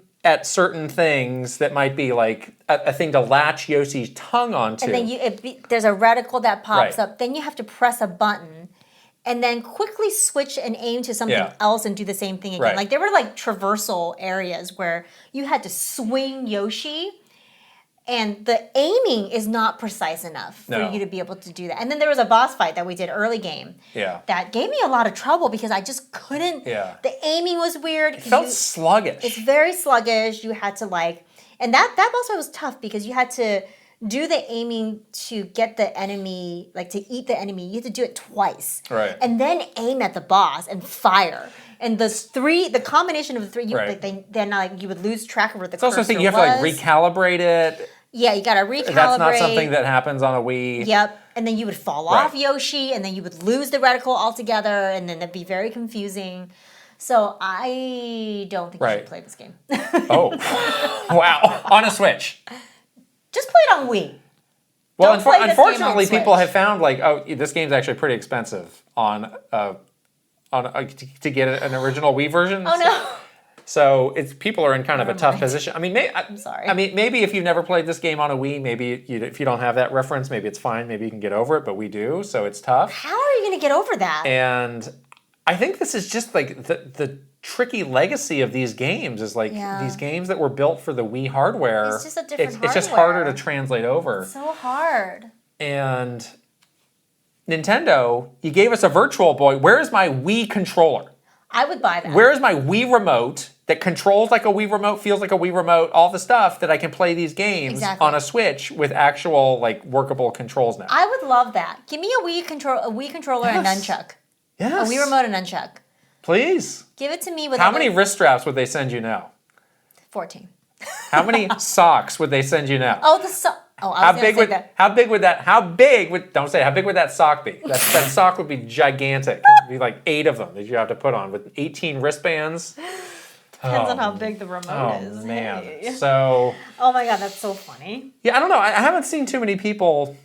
Maybe maybe we have the alternative take on this. I haven't seen a lot of people struggling with the controls the way we did, but that was maybe just it's just me. You watched me though. You were because I got to experience those in the CoStar. It's like all pointer stuff, and I was like, this doesn't. It's not as good as a Wii remote. Yeah, I tried it on handheld mode and it wasn't any better, honestly. You can touchscreen. I tried the touching. How is that? I was gonna drop that. You're like, whoa! And you know that Switch 2 is heavier now, so now I'm like one-handedly trying to Yeah, I don't think that's a great. You gotta rest it on a pillow or something. No, it's hard. I can't do it. Maybe I'm just not dexterous enough to do it. Who else has played this game? Tell me your feelings about the controls. Are you having a hard time with this? Are you having a hard time? All right, the game that I'm not having. Hades 2, you're having a great time with that. I'm having a great time with this. You can't stop. This is my new comfort game. Oh. Whenever I feel too tired to do anything else, I just do Hades 2 runs now. Yeah. Because it's so fun. Yeah. And I'm saying this with the highest compliment ever. It is mindless in the best way possible. What do you mean by that? Because I'm good at this game now. Explain what you mean by that. I'm good. And I just know I'm still doing experimentations with different weapons and things like that. So every run feels fresh and different. But I've done these runs hundreds of times now. So I kind of know what to expect, and I like that about it. There's a sense of randomness still with the stuff you're getting, and then the different the final. So you're still getting new stuff. Yeah. So I think last week I asked you how do you properly finish this game? Yes. So I have beaten Chronos now twice. Right. With different weapons sets, which is very exciting. I have received something that seems to be what I need to do to finish the game. Does that involve the surface area, or? I believe it does, yes. I believe it does. So you do your run underground, get the thing, and then do something on the surface. Yeah, you need ingredients to do a thing. Okay. So, yeah. But you have not been able to do that yet. I know what I need to do. But is that something that you keep, or do you have to complete it in that run? No. It's just ingredients you can get. Okay, so once you've beaten Chronos once, you have those forever. And when you're ready, you can do that thing. I think so, yeah. Okay, that's good. But you need to beat Chronos multiple times to get... to get all the stuff. To get all the stuff. Do you need to keep getting more? I need to get 3 more. So I think you need to beat him 5 times at least. 5 or 6 times. Okay. I think that's what I need to also wrap up the story. Because every time you beat him, you get a little more of the story. Which is very similar to Hades 1 with how that game functioned. You had to beat Hades multiple times. Yes. Once you do it the first time, you kind of know what you're in for, though, which is great. Which is what's fun about these kinds of boss fight type games. Elden Ring's the same way, where once you do it enough, you'll learn and you'll be fine. Yeah. So I've beaten Chronos once with the staff, which is very fun. The base weapon. Yeah. I have leveled up that staff. I like that stuff. Fully. I like that and weapon. I have a really fun aspect on there where my familiar, when I cast, it also casts. Oh. So there's 2 rings. Oh. And you are connected by a psychic leash to your familiar. And you can clothesline people as you run around. It's so fun. Oh, that seems cool. It's very cool. And then I got into the axe for a little bit. Yeah. Which is it plays very different. It's a little slower. Yeah. There's things that you can do to ensure that you speed up the attacks during your run. How's that? I've gotten some really cool runs in, and I beat Chronos again with an axe, which was you beat him with the axe? Really fun. Wow. That's impressive. You're just a damage wielding So what weapon machine. is next to do you have to do it with a different weapon every time? No, I just do it for fun. Okay. Yeah. I still like the sister blades. Dual blades? Yeah, I still like that one. I haven't beaten him with that yet though, somehow. You need to do a lot of backstab damage with that, I think. So I love this game. It is so good.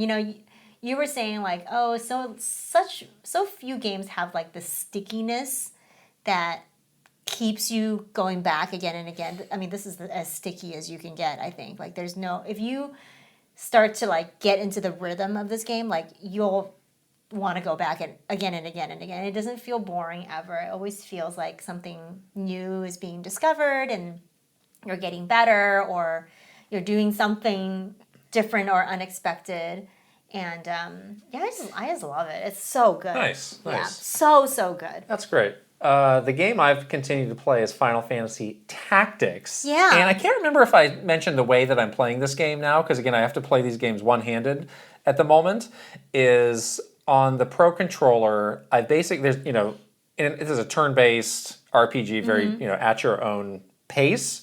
So I just took basically the A button and made that on the Pro Controller, the underneath button, the back touch button. Yeah. And I'm basically playing the game one-handed. It's no problem at all. That's so cool that back touch button actually is useful now. It totally is. It's amazing. And I'm going to have to figure out what I need to do to play Pokemon Legends one-handed. But I've gotten messages from so many people who, they either have a similar situation or they have other things. They're like, I play so many games one-handed. Somebody was like, I'm at the gym. Right. Somebody was like, oh, and I exercise at the gym. Like, I'm playing games one-handed. I was like, I appreciate the feedback because I'm figuring out how to play more games one-handed for now. That's so cool. Because I got a couple more weeks of this. At least possible. But I actually am really appreciative that I got the time to give to this game because this game's incredible. It's so good. It really is like cemented in my mind as an all-time classic, and I'm excited for when you finally get the time to play it, whether it's over Thanksgiving or Christmas or whatever, because I think you're going to really love it.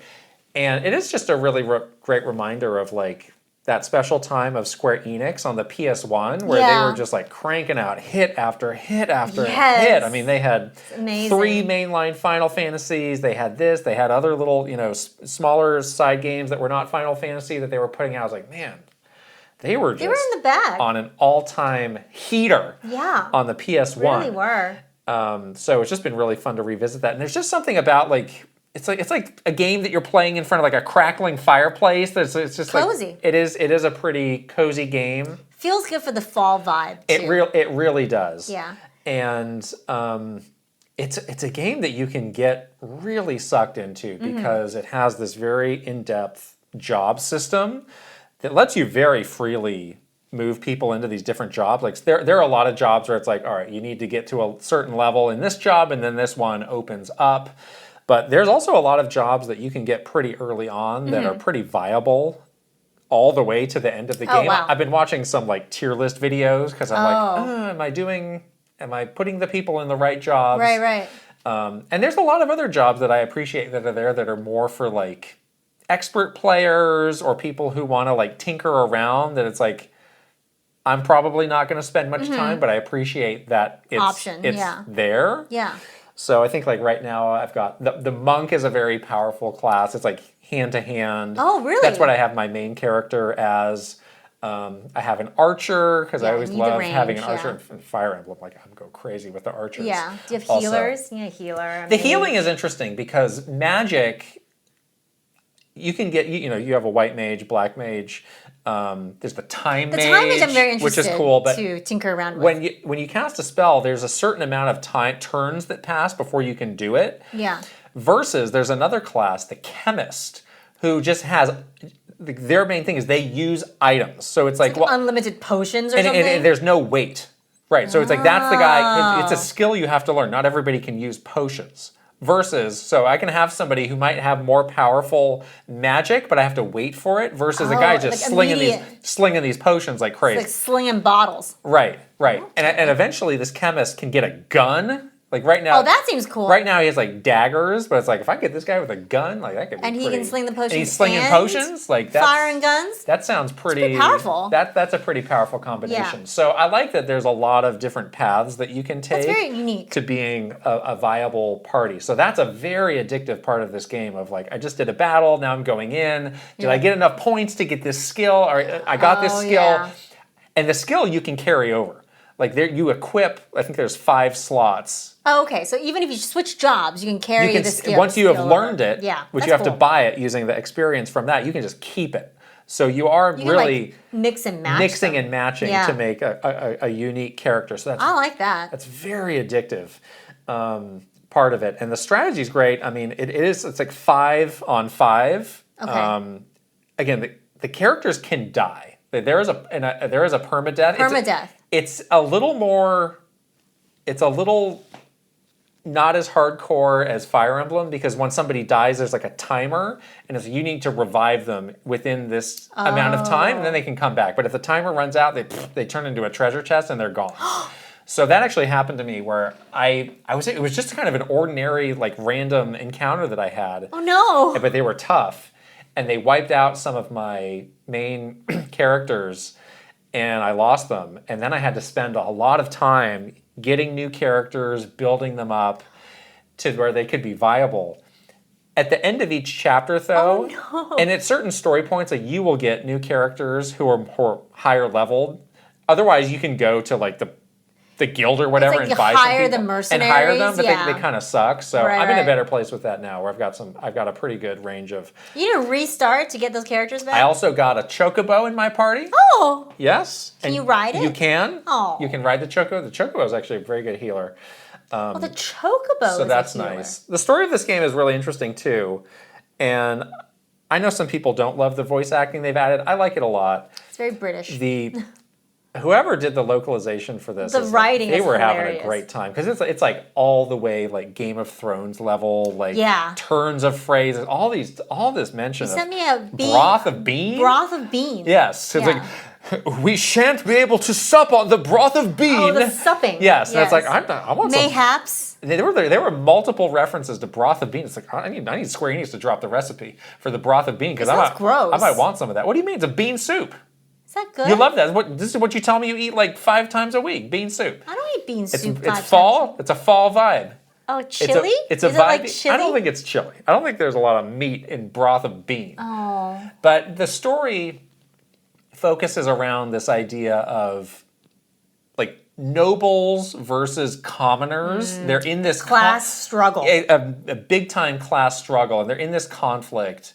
But you kind of learn, like, as it goes on, like, some people are real, like, true believers of, like, oh, the commoner shall be under the boot of the aristocrat, that kind of stuff. They're, like, true believers. But then there's other people who are like, why is it like this? Like, these people are just like us.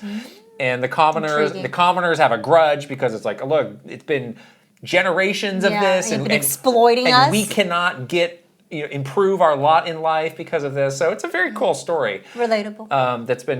That's got a lot going for it. The characters are interesting.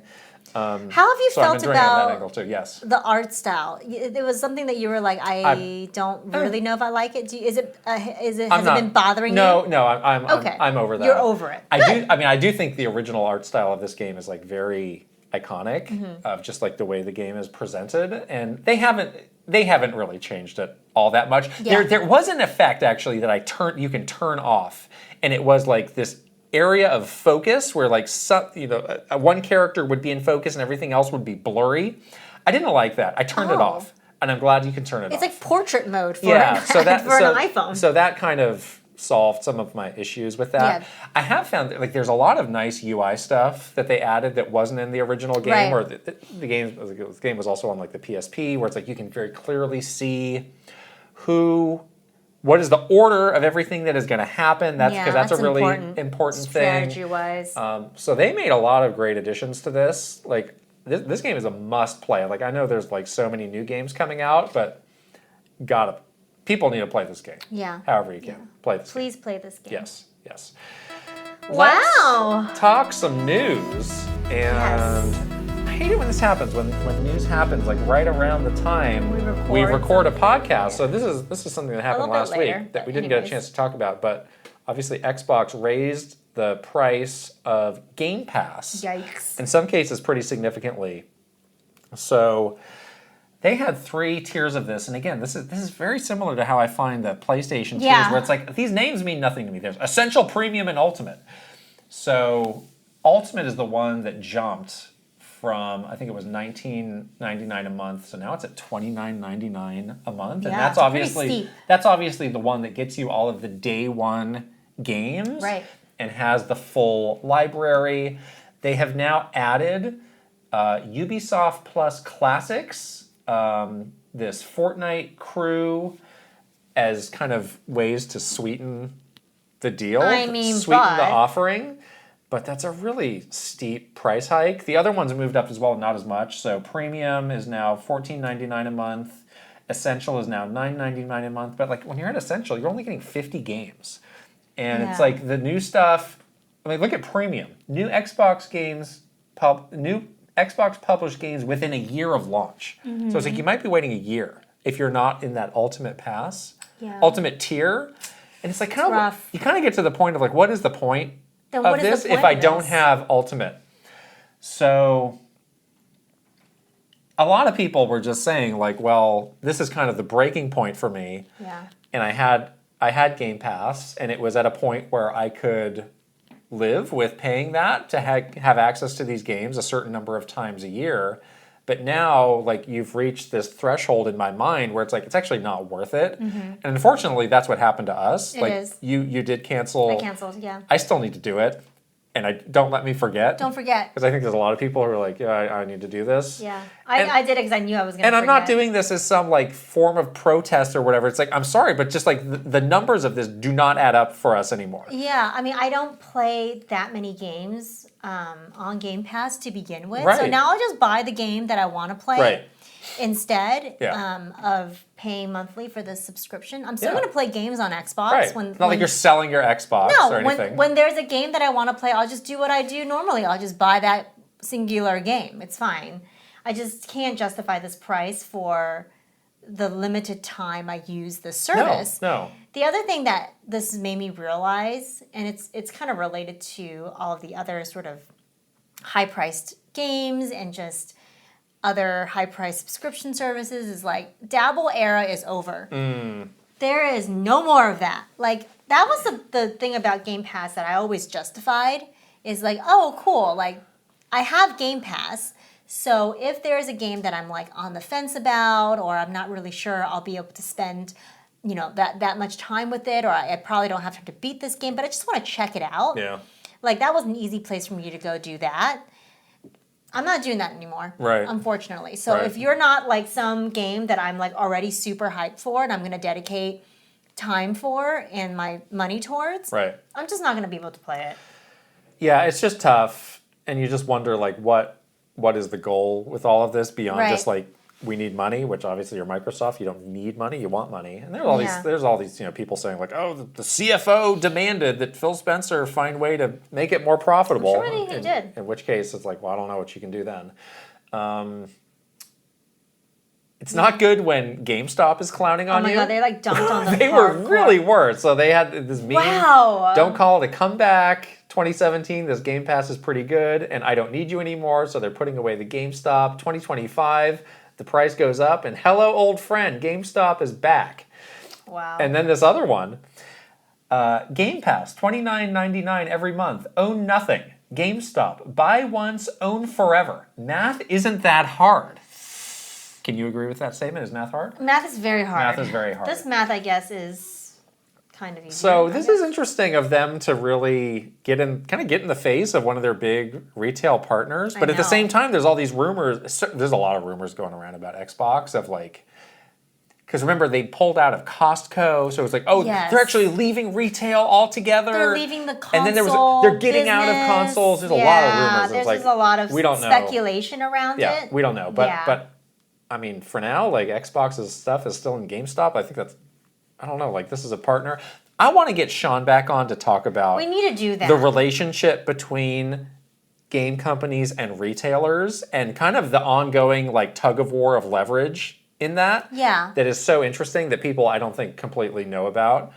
I want to do that with him. Yeah, that would be good. When we get the chance. Yeah, because you're really walking a fine line because you do kind of need each other, but then there's But this is obviously Game Pass was hurting the business of Xbox at GameStop. So now they're like, how great is it now? For us. Yeah. Yeah, now we have the upper hand. Exactly. Now we have the upper hand and we have a chance to leverage that to get more people in to hopefully buy some games. Oh, boy. Right. Also dunking on Xbox was the former chair of the FTC. Oh, geez. Who was really against the Activision Blizzard merger, and gosh, like till the bitter end, like that was really what they were fighting. And she came out and said, like, yeah, basically, I told you so. I warned you that this would hurt gamers and developers, and look, that's exactly what has happened. They've laid off all these people, and they've raised prices like crazy. They just raised the price of the hardware. What was that, like a week ago, 2 Twice. weeks ago?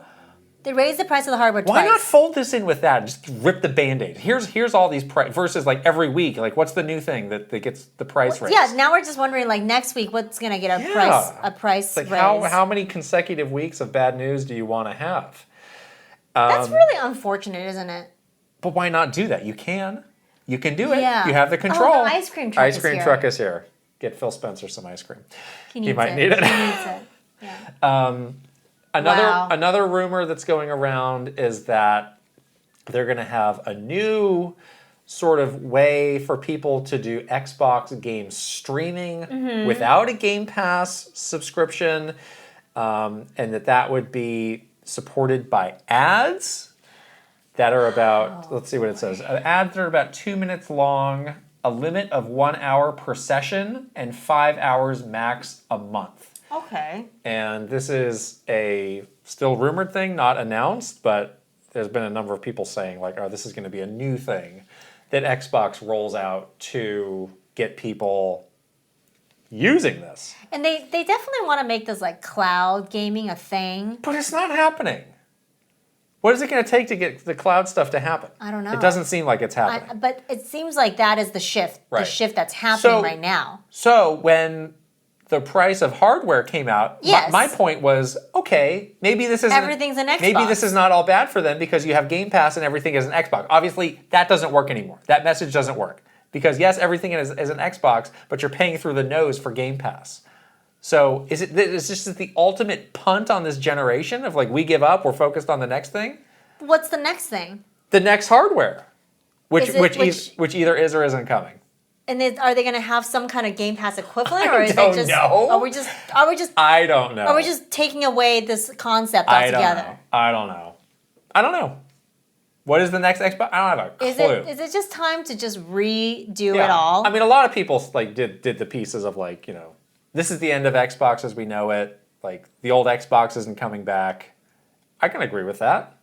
This is just not working for them It's anymore. just not working. Right. It's not profitable and it's not working. And they have pressure. They do have pressure. I don't want them to leave games. I like them. I like the games that they make. I do too. But all of this, I can't deal with this, unfortunately. And there's too many other ways to play games and too many other platforms with games that I want to play for me to even like think about this. It's just like, okay, well, I guess I'm not going to have that anymore. Fine. That's the thing. Fine. The options are so endless right now that if you don't have some kind of easy way in for people, they're just going to nope out of it, Yeah. So that's what it is. I'm going to jump around here so that we can end on our 2 Nintendo stories that we did those other videos on. There was a game. Speaking of too many games, there's one less game coming. Yes. Because Mina the Hollower was delayed. It was originally coming out on October 31st. Let's read the message they put out.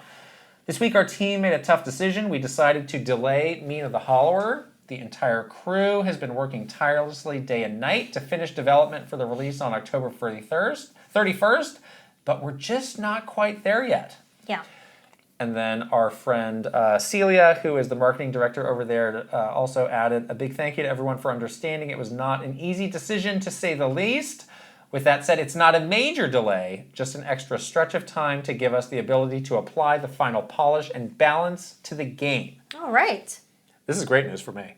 Because you can't do it I can't. For many reasons, it was going to be hard for me to play this game on October 31st. This game, you definitely need 2 hands. But there's also too many games coming out.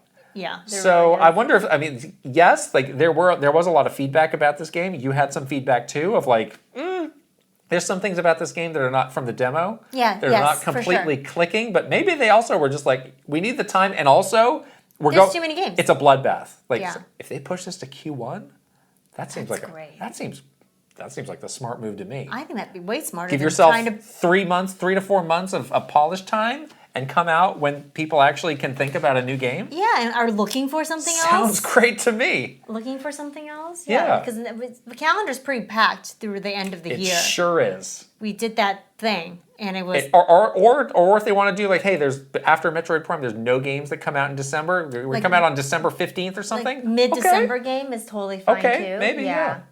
Yeah, but it's great that... I kind of feel like it's great that studios are more like okay sometimes to do this because it just gives their game a better shot. And you only got one chance. Yeah.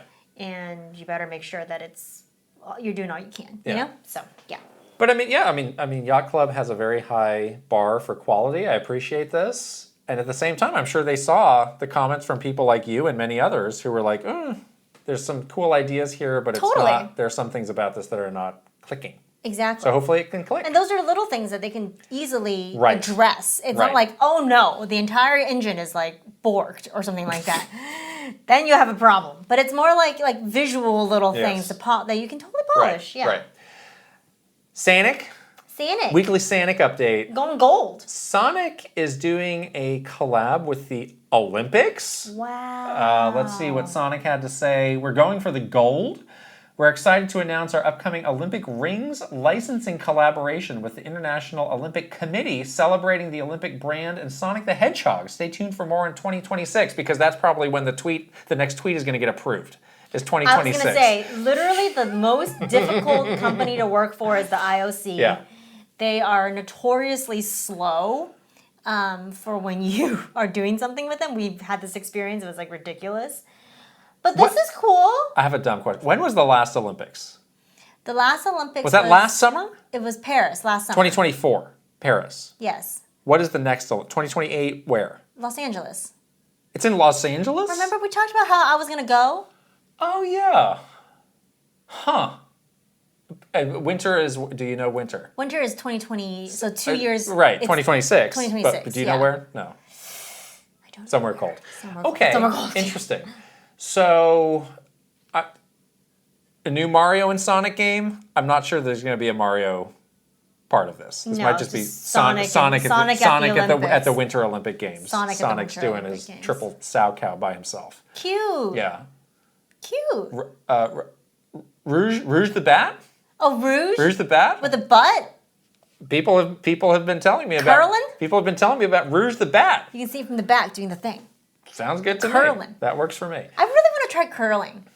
Actually, when that's on for the Olympics, I'm like, this is a kind of cool sport, actually. Do you think that we could do it together? Like, you could do the pushing. I'll do the sweeping. Yeah. I think I'd be good at the sweeping. I think that sounds fun. I don't know where the heck we do that around here. There's something around here that we can go to. I feel like I've seen this before. Yeah, that sounds fun. It's very random, but this is very cool. I continue to applaud the overall brand management of Sonic the Hedgehog. Sonic is very relevant. Don't worry. Sonic is, I think, on the up and up. Yes. You can debate how you feel about Sonic, but it's hard to deny that these are smart decisions that they are making as a brand. That again, as of 5 years ago, they were not making these good decisions for the brand. So, way to go! Way to go! Give you a pat on the back. This is a great partnership for Sonic. Yeah. Okay, like we said, we're going to close with these two stories that we did bigger videos on, so kind of quick takes on these. Mm-hmm. Today, Nintendo released an animated short called Close to You. Features no clear game content. It's about a baby using ESP or something. Your ghostly telekinesis. Ghostly apparitions. Ghostly apparitions / Pikmin with a baby / Rosalina Powers. Yeah, Rosalina Powers. To do something. Star Child Rosalina Powers. Yes. Yes, this is a very interesting, very high quality animated video that Nintendo is obviously teasing something, like very mysterious. It just has the title Close to You, no other captions, nothing. So we're just waiting. Again, this is Tuesday where we're recording this podcast. Right. Hopefully, maybe this riddle is solved by the time you're hearing this. Maybe this riddle is solved. Yes. Yeah, but we do have a longer video on what we think this could be. We narrowed it down. A few options. Yes, 3 options. We narrowed it down to 3 options. Yeah. But yeah, it is quite mysterious what this is. You found out that when they did the MEO teaser, it was 1 week 7 before days. That got revealed. Yeah. So I'd be surprised if this lasts more than a week before we get some sort of a payoff. So you shouldn't tease something for that long. Yeah, because people forget. They're going to forget about the baby. What was that teasing? I don't know. Yeah, they're going to forget about that baby. Very tomorrow. Interesting stuff. And then the other video that we have out now is about what Nintendo might be thinking and doing around this next wave of AI copyright issues. Yes. Because OpenAI late last week released Sora 2, which is their sort of short form AI video platform. And a lot of the stuff that was getting out and going viral was using Nintendo IP. Yeah, Nintendo and Pokemon IP were like very heavily used. Obviously, they don't have licenses, like official licenses to use Nintendo and Pokemon's copyrighted characters. But this is the thing, it's like the Wild West of, you know, what AI is doing. A lot of these videos feature, you know, ridiculous things like Mario as Star Wars characters and things like that. So you're not only violating Nintendo IP, but also Disney. Awesome. So yeah, we really go into what Nintendo's reaction is probably like as they're thinking through this. Also, curiously, Nintendo had to put out the statement about the Japanese government. Potentially, the Japanese government is involved in either blocking this or doing something about that. There's some misinformation that was happening around this, so they did have to like put out this official Nintendo IR statement over the weekend, which was quite severe, but whatever. So we kind of go into details about like what we think is going on and what, you know, the Nintendo lawyers are doing right now. But yeah, it's an interesting world. I mean, it's an interesting flashpoint because there's one half of it, which is, you know, what will happen with Nintendo and either OpenAI or the dozens of other AI companies that might do something like this. Right. But then it's also like, as these things become more prevalent, like what will the general public, how will they react to this? Is it something they will reject? Is it something they will embrace? Because at some point, this can just become the new normal mainstream thing. And at that point, it's like, well, you can sue all the people you want, but if people want this and people keep finding ways to do this, get it out there, then you can be in trouble. Exactly. Yeah, it could be where the world it's harder to control headed. Everybody in the world and the general taste. As much as Nintendo would like to control everything on the internet. Hey, don't use that internet. It's bad. Yeah. No, we're gonna. Let's turn off the internet button. Yes. You know? Let's turn off the viral button on the stuff. So anyhow, that's a lot of stuff that we get into in that video, which is already on the channel. Yes, so check it out. Yeah. That's the end of the news. Let's check out some questions from our Patreon community. And again, we're at patreon.com/KitandKrysta if you would like to check us out. Our first question is from Bahamut Zero. New Patreon member here. Welcome. We talk a lot about the rising cost of games, but we don't talk much about the other currency we have to spend. Time. At least in my case, this has become the far more valuable and limited currency of the two. The other day I counted my backlog and it was over 20 games. That's not even counting games I want to play again or that I have pre-purchased to arrive. There just is not enough time. I feel like I'm gobbling them as fast as I can, leaving leftover game scraps all over the place. I tell myself I'll eventually come back to finish it so I can race to play a backlog game before the next title releases. I remember the days when I used to have the time to savor every bit of a game, replay it even. I think I was happier then. Personally, if I want to save money on video games, I just need to factor how much time I have to spend first. Time will run out long before the money I need to buy them. Wow. I guess there's not a question here, but it's interesting to talk about. That's very well said. Yes, I feel like truly time is the most precious commodity. So let me ask you now, from our perspective. Yes. Are there more games now than when, we were kids growing up? Or is that just our perception as adults who have less time. Free time? Which one is it? I think there are more games now. I think there are a lot more games now, too. It's like you hear people say, didn't they say 15,000 games on Steam? Right, Steam obviously blows that up. People are just joking, there's too many games. But it's like... Even AAA games. There's actually a real piece of truth to that, where it's like, how can the industry sustain all of these experiences that demand, what is on average, what is the time to play through a game? 10 hours? 10 hours, 15 hours? Times however... That's times 15,000? That's insane. And obviously, some games are going to have a leg up on standing out versus others. Yeah. And some games, it's just a fact, some games are going to be the unfortunate losers where they're... Some? You mean most? They're deserving. Well, I don't know. I mean, some games are not high quality and maybe don't deserve, the big audience that others do. But it's just sad. The sad truth is there are a lot of games that are high quality that will never find an audience. Oh, they'll never see the light of day. They'll never see the light of day. Because of so many reasons. Yeah. And I don't know how you solve this. Like, Right. if people want to enter this market and say, I have an idea, I want to do the work, I want to invest the time and money, I don't see how you can say, like, well, you shouldn't do that. Yeah.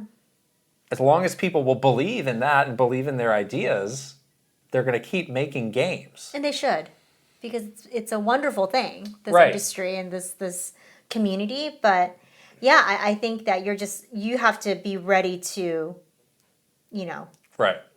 potentially be disappointed. Right. Would you play games at the pace that we do if we were not doing a weekly podcast where we talk about games? I think so. You still think so? Because Yeah. I still love to spend my free time doing this. Right.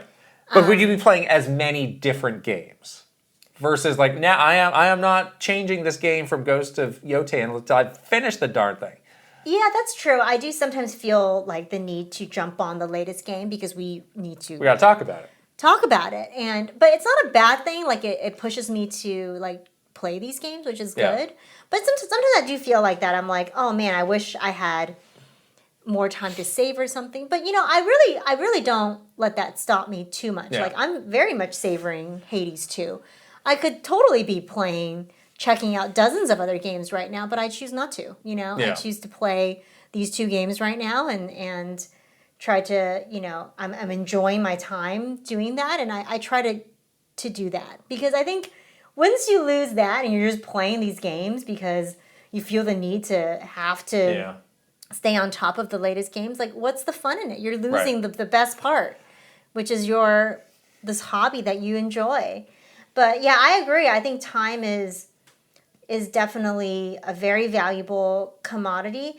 The other thing is like going back to the whole like dabble thing, like this might be kind of bad news for the 15,000 games entering the market, is Yeah. like there's less of that mentality with all the 3 forces working together: money, time, and of course like the discoverability part of it, like because you have so many options now. Like, yeah, you're not going to be able to do that dabble thing as much anymore. And that is the new era that we're in, unfortunately. So it's really like you have to pick and choose the thing that you're going to spend your most valuable resources on, money and time, I'm always very thankful that I am not a completionist. I'm not either. When it comes to games, because like you do find people who just get hung up on like I have to find all the Korok seeds before I can move on. And Yep. it's like, I'm really glad I don't play that way because that helps me move on. And that's always been kind of like how I play. Like I always like moving around. Like when I have a game that I feel is too long, I get kind of like itchy. You're like, I'm kind of over this. I kind of want to move on to something else. When was the first time in your life that you kind of felt the crunch of time? Just not necessarily related to games, but just like in your life. Because I think for me, college. I think it was college for me as well. Yeah, that was tough. That was a really tough transition because all of a sudden you had all of these responsibilities and nobody was looking over your shoulder to make sure you did them all. Yeah. And that was I think that's a lot of people's first time of like, oh, now I have to do my own time management. Right. And it's really hard. Like I did not have the discipline in college to manage my time. I just didn't sleep for like a long time. Yeah. So that's one way to find more time, but it's not the best. But as an adult, you have very limited time. You have so many responsibilities now. So yeah, every moment of spare time you have is really precious, and you definitely don't want to spend it doing something you don't want to do. So I like your way of playing games. You're very heartless and like very just like, if this game is not clicking with me, I am just noping out of this. It starts to suck. I don't care how much I played. Yeah. You don't have the fallacy of sunk cost in your evaluation of a game, which I think is good, and some people can't do it. Yeah.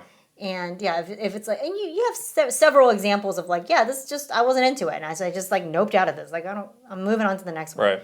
A lot of people can't do that, which makes it tough. Yeah. You have so many games to keep up with. So yeah. Next question is from Cerulean Dragon. Hey, you two. Next year is Pokemon's 30th anniversary, and likely we will see the 10th generation of Pokemon next November.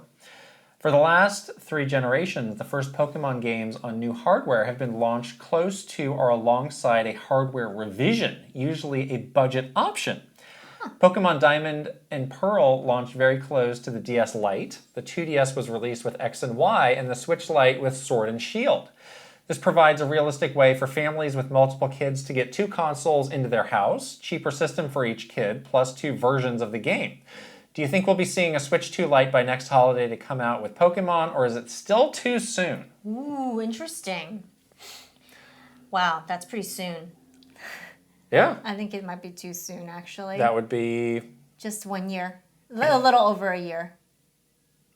Like a year and a half? Year and a half. If it's out, next holiday? Yeah. Yeah. Do we think that by November of next year, the mainline Pokemon game will only be on Switch 2?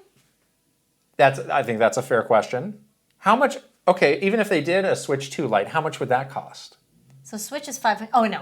$450. $450. So $350? Is that still palatable for people who are these budget shoppers? You're going to spend $700 we've talked about for this, your kids to play Pokemon? This is a problem that Nintendo has. Like there is no low-cost way in for them. And it's not like the 3DS, 2DS era, $100. So I think what you're asking is a fair question, which is like, is there still a Switch 1 version of this game? I start to get a little worried when I think about that, but if it's like, well, it's for, a 7-year-old who doesn't know any better and just wants to play the game, it's like, okay. And then you probably can play it on a original Switch Lite. And I also start to think about some of those new features that they have on the Switch, like the game share, game beaming stuff, where it's like, oh, okay, well, we're not going to sell you a new system, but you can beam the game to somebody and they can play along with you that way. Like that's true. That's a good because I'm sure they're thinking like, well, what is the solution? How do we make up this time, this opportunity with price-conscious younger players that we, due to economics, unfortunately, just can't do? Don't have it. Here's another question: are they going to release 2 versions of the next game? Are people going to be buying that at $80 a pop? I don't think they can do that. Right. That just seems like it's unreasonable in this market. Yeah. They're gonna lock you behind another $80 game and say you can't get a legendary unless you get 2 versions. Right. Like that just seems like it's plus the DLC and potentially Amiibo at like $50 a pop. There's not gonna be an Amiibo. But I mean, seriously, like that just adds up so much, right? So yeah, I don't think there's gonna be a Switch 2 Lite. I think they are thinking through the ways to make it up. Right. To make it so that it is viable for more people to play it. Right. Yeah, it's a big deal for them to get this audience. Or we might see a Switch 2 Lite, but it's not the same kind of positioning as this. Yeah. Which is like no mouse. Something much more affordable. Oh, that's interesting. Yeah. That's a key feature of Switch 2 that's a good point. That's a good point. Just put it on the bottom of the thing and just You're like this with the whole thing? Grind it around like a skateboard or something. Yeah. Gartooth has the next question. I have been reminiscing about Metroid Other M. What a wonderful thing to do. And how exciting its trailers were. While the final game did not live up to the potential that the trailers showed, I still find myself thinking back to wishing we had gotten a great third-person 3D Metroid with this kind of intense combat and suspense. Would either of you like to see another third-person action Metroid game like this? What do you think of the trailers of the game looking back? I mean, for me, this was within my first year of working at the company. That was like a truly like a get hype moment. And they're like, we're making a new Metroid game. It's being made by Team Ninja. Yeah. And again, this was when Team Ninja was like at its peak of its powers, doing these Ninja Gaiden games. Like, oh, this, I would have never thought. Your expectations were like way high. I would have never thought that would happen. I can't even imagine what this game would look like. What Samus going to look like. I know. And that first trailer at that first E3, like that delivered. Yeah. That first trailer was like... That was a hype trailer. We got Goaty here. Yeah. But then Sound the Goaty siren. I can't believe it flopped so bad. I still like Other M. I mean, I like it, but... There's still things I like about it. There are some really unfortunate problems. Major problems, yeah. Yes. Which was such a disappointment. Right. I wouldn't mind another team, another development team taking a crack at this, though. Mercury Steam? They're pretty good at tuning the action. They've made 3D games. They did those Castlevania games that were passable. passable. They were decent. We need someone good. That's what Nintendo's gonna. This is what we were talking about in our spoiler cast. Nintendo's gonna force them to make it good. Yeah, they got. You cannot leave the room until it's good. Yes, Nintendo will breathe down their neck until it's good. They will make it good. Yeah, they could have the chops to do it. No, I want to. I think that would be great. I'm all for this. That would be a great addition to the types of Metroid games that we get. Yeah, but like an action, like the action of Dread, which is very good, very strong, the best the series has had.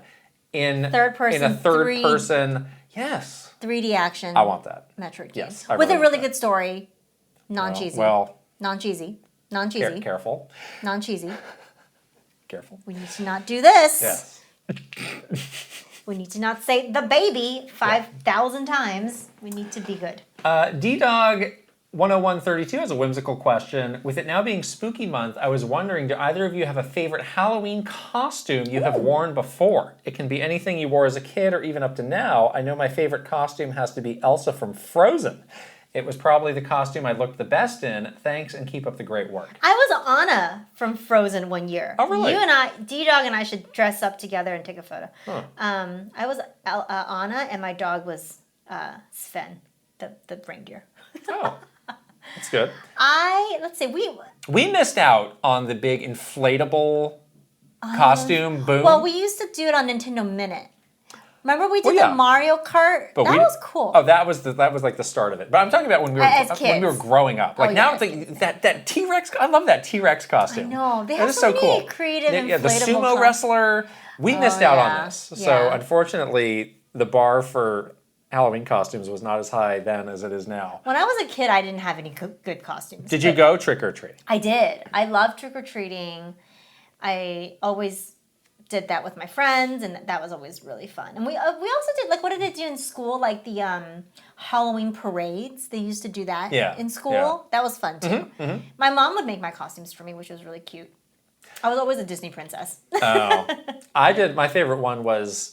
This is when I was really into Ninja Turtles, but I did a Raphael, but in his outfit for going out into the world. So I had the hat and the trench coat. That's true. But I also had turtle gloves, so 3-finger gloves like this. Sides. And the mask and the size. Yeah, the whole deal. So it was actually not that hard to do because most of you was covered up. It's just regular clothes too. Exactly, but I just appreciated that. We did. If you know, you know. We did a fun costume together. We did Nimona and the professor from Pokemon. That was a good one. I like the green hair. Yes. That was fun. This year we're gonna do Clair Obscur, I think. Well, I don't know what you're gonna do. That's what I'm doing. We're doing that together. For photos. We got to get the baguette. You can get your own baguette. I'll provide the baguettes. Struggling to come up with your own idea this year? Is that it? Why? That's a fun costume. I also have part of the outfit already, so it's easy. Lune? I'm just going to wear the stripy shirt. You're going to go barefoot all day long? I am barefoot now. Nintendo 64 found something interesting on eBay. Wow. Oh. I was browsing eBay and found this old Nintendo Minute hat with both your names on it. My first thought was this can't be real because Nintendo would never merge with employee names on it. But I thought I'd go straight to the source. Can you tell me more about this? Thanks. This was something we made for promotional. This is real. Yeah, this is official. This is real. Official, it's real. We made it for an event, I believe. PAX. A PAX. Is it PAX event? Okay. And then we gave it out. I think it was during one of our PAX panels then, huh? So here's how it was okay. This was the official title, that's actually the title and the official logo of the show. So it's not like we were like squeezing in our names. No, this was the official. Literally, the official logo is Nintendo Minute with Kit and Krysta. Ask the Nintendo of America design department. They made it, and they would give you this logo. So and they also we also did an animated logo. Right. That was this. What? Who approved these hats? Everybody approved these hats. Everybody who needed to. Yeah, all the way up to. So there you go. Very senior management, but it was made by the design team. We made it through the purchasing team, the events team that does all of our. It was a different era. Physical merch. Oh my! Can you imagine? It was a different era. Anything with the word Nintendo. Oh, Doug Bowser retirement tour. I'd actually like that. Nintendo Direct with Doug Bowser. Yeah, I'd love that. Oh boy! Oh, Doug Bowser retirement. I would like that shirt. I would like that. Yeah. Reggie should have made. Didn't we make fun of Reggie for? We were like, you should make this. Reggie retirement tour. Reggie had a very extended retirement tour where he went to all the offices multiple and it was times. like a big dinners with everybody. It was like raucous into the night. Sending Reggie on his way. He gave talks, inspirational talks. He did. There was this one time where he gave an inspirational talk during his retirement tour, and he was holding this thing of iced tea, it was a bottle of iced tea. And he was giving this talk, and I was like, is he going to drink the tea? And me and 2 other people that were at the company, we were staring at Reggie, mesmerized. We were like, he's going to take a sip, he's going to take a sip, he's going to take a sip. No, he didn't take a sip. He never drank it? He just held it. And he never drank that iced tea once. It was open. That's his source of confidence, holding this prop. Maybe that's what it was. Is he thirsty? He can take a breath and drink the tea. Just in case. Just in case. Oh, man. So this hat is $50. Is that a good or a bad price for this? I don't have a clue. Well, it was free when we gave it I out. have many of these hats, actually. I probably have 5 of these hats. I have none of these hats. What? Oh, wait, no. I do you want one? I have one. Do you need one? I have one. I have home. Interesting. $50, but no one's buying it at $50. I think that's a little steep. I don't know. What do I know? Okay, don't buy it. Those are the questions. Wow. Check us out at patreon.com/KitandChris if you want to get that Luigi's Mansion 3 spoiler cast. If you want to get our Super Mario Galaxy 2 gameplay video. If you want to ask us a question. You want to get in our exclusive Discord. You want to get the bonus Q&A where we're responding to crazy stuff every week. Wow. Check it out. So many things.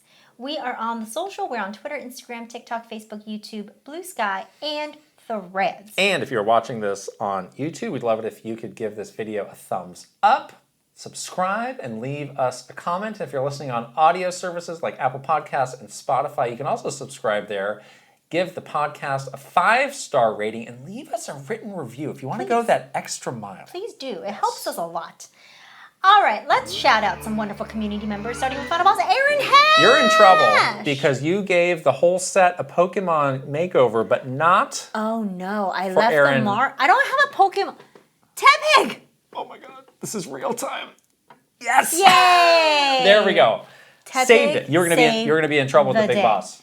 Save the day. Yes. All right, superstars: Ben Eichhorn, Aura Mayhem, Eigenverse, Kiss My Flapjack, Mike Chin, Reeshki, Switching It Up _ VGM Life, Link, the hero of wins, Angela Bycroft, Thomas O'Rourke, Kyle LaBeouf, Roberto Nieves, Frederick Ulf Conradson, Andrew Uhas, Chili, Simon, Crashuri, Master Discord, Ash, Ajay Kunles, Fornigig, Travis Torline, Echo Ledare, That's So Linnell, MSM Poke Gamer, Cameron, R. Burns, Igami, Kit 10K, Adrian, Nathan Clover, and the Shark Among Men. And the One Up Club, A. Ron Burgundy, Adcool 2000, Aylin Avalith, Aldo, Ali Alejandro, Alejandro Orozco Borrego, Andy Robinson, Angel 8, Aristu, Astral Void, Astro Dev, Awesome 46, Bino, Bad Moon Horizon, Barnstorm, Bates, Berserker, Big and Gamer with a Y, Biscuit, Bob Clayton, Brandon Cavalpal, Brent Dennison, Brian Decker, Brovak Novak, Bruce Dash, Bucky Flores, Callsign Forte, Captain Nintendo Player, Cashew, Chadir, Shelly Squirrel, Chicken, Chris Fisher, Crispy Saurus, Christina, Christopher Lay, Chunky Conga, Colleen Finnegan, Cosmic Titan 718, Captain Alex, Sea Roper 17, Cynical Squid, Dag DeLeo, Dallas E, Daniel S, Dachshund, Debbie P, Dinkum, Dinkum and Papucom, and Doinko, Dre, Dudad Life, Eccentric Tony, Elite Peach, Sparts 50, Fairbound, Freddy and Just Forever, Fox Deploy, Gamers Like Anime, Gamer Nerd 78, Garf the Wolf, Gartooth, Jeremy, Jin Wolf, Guilty Phoenix 42, Heyo Jose, I May Have Made a Mistake, Ira Bell, Iris Marin, It's Your Boy J-Hove, Ivan Cito, Jay Rando, Jabari White, Jameson Eisenberg, James, Jason Ball 34, Joe Encarnacion, Jonathan Rowe, John Conboy, Jordan Hemmerly, Joseph Gunter, Joshua Clements, Juji Fruit, Justin Lemminger, Jay Wolf, Callan CPU 57, Kaba 2796, Kevin Delane, Kevin Moreno, Kilo Kibo, Kyle Gamer Berry Rookie, Kyle 325, Kyle Kretzer, Kyle R. Smith, Lazy Cat for Coffee, Leah Rao, Lex, Link 9898, Linko, Litton, Luigi Kid 64, Luke Hayabusa Kramer, Luna B, Lynn, Macho Potato, Mad Dog 5981, Magnificent Easy G plus Callie Marie, Mario Man 392, Marky Man 64, Matthias Smith, Maverick Nate, Megan, May plus Leon, Michael Mazer, Michael O'Hara, Michael Wong, Mikey, Mr. Ryan 07, Motomania, Mr. Andy Pong, Mr. Beans and Dip, Mr. Bendu 101, Mytran, Nasir, Naif E, Nigba Reeves, Nasachu, Nintendo 64, Ninja 11, Noah-san, Oliver Went, Omega Index Card, Panky, Paper Boat, Patrice Millette, Paul, Paul Gale Network, Pepsi Pepe, PokeDigifan 20. Prime Factor. Prince Charmless. Prof. Clive. Punky. Rain Tech. Reckless Thomas. Rob M. Rob O. Robbie DLC. Romsky 113. Rocks. Ryan Haas. Ryanetta. Sage Gamer. Salkin 20XX. Sanuki Tanuki. Sebastiano Garase. Sega. Sharif Jackson. Shinru. Shiny Elizabeth. Slow Brawl. Schmiggles. Shump. Schnazzle. Spacey Poo. Spicy Munchkin. Star Fox Melancholy. Steel Citrone. Stephen Johnson. Stephen Rockoff. Stuart Radley. Pseudo Priest. Super Nerdy Human. Symbiote Spidey. Tales of Link. Tammer rhymes with hammer. Tandem. Tay 120M64. Teal Fox 64. The Keggers. The Quiet One. The Zero T. The T-Man. Thomas Alvarez. Three Rivers. Titanium Soldier. Token 777. Torcheeks. Totally Joette. Totemaru. Trajowie. Trevor Collins. Tugs Puppy Bear. Tuscoop. Tylander 16. Tyler Geis. Vig Victor. Victor MK. Victor MK. Victor MK. Benita the K. Viridian. Virtual Bot. Waffles. WG Grizzy. Wicked Davy. William Breimer. Zachary S. Zelgaroff. Zapati. Zero Link. Zroid. Nice. I was almost clean. Do you think Star Fox Melancholy is melancholy because there's no Star Fox game? Very well could be. That's probably Very well could be. All right. Wow. What an episode about Pokemon Legends ZA. How exciting that this game comes out in a week. We're going to wrap this up and we'll see you later. Bye-bye.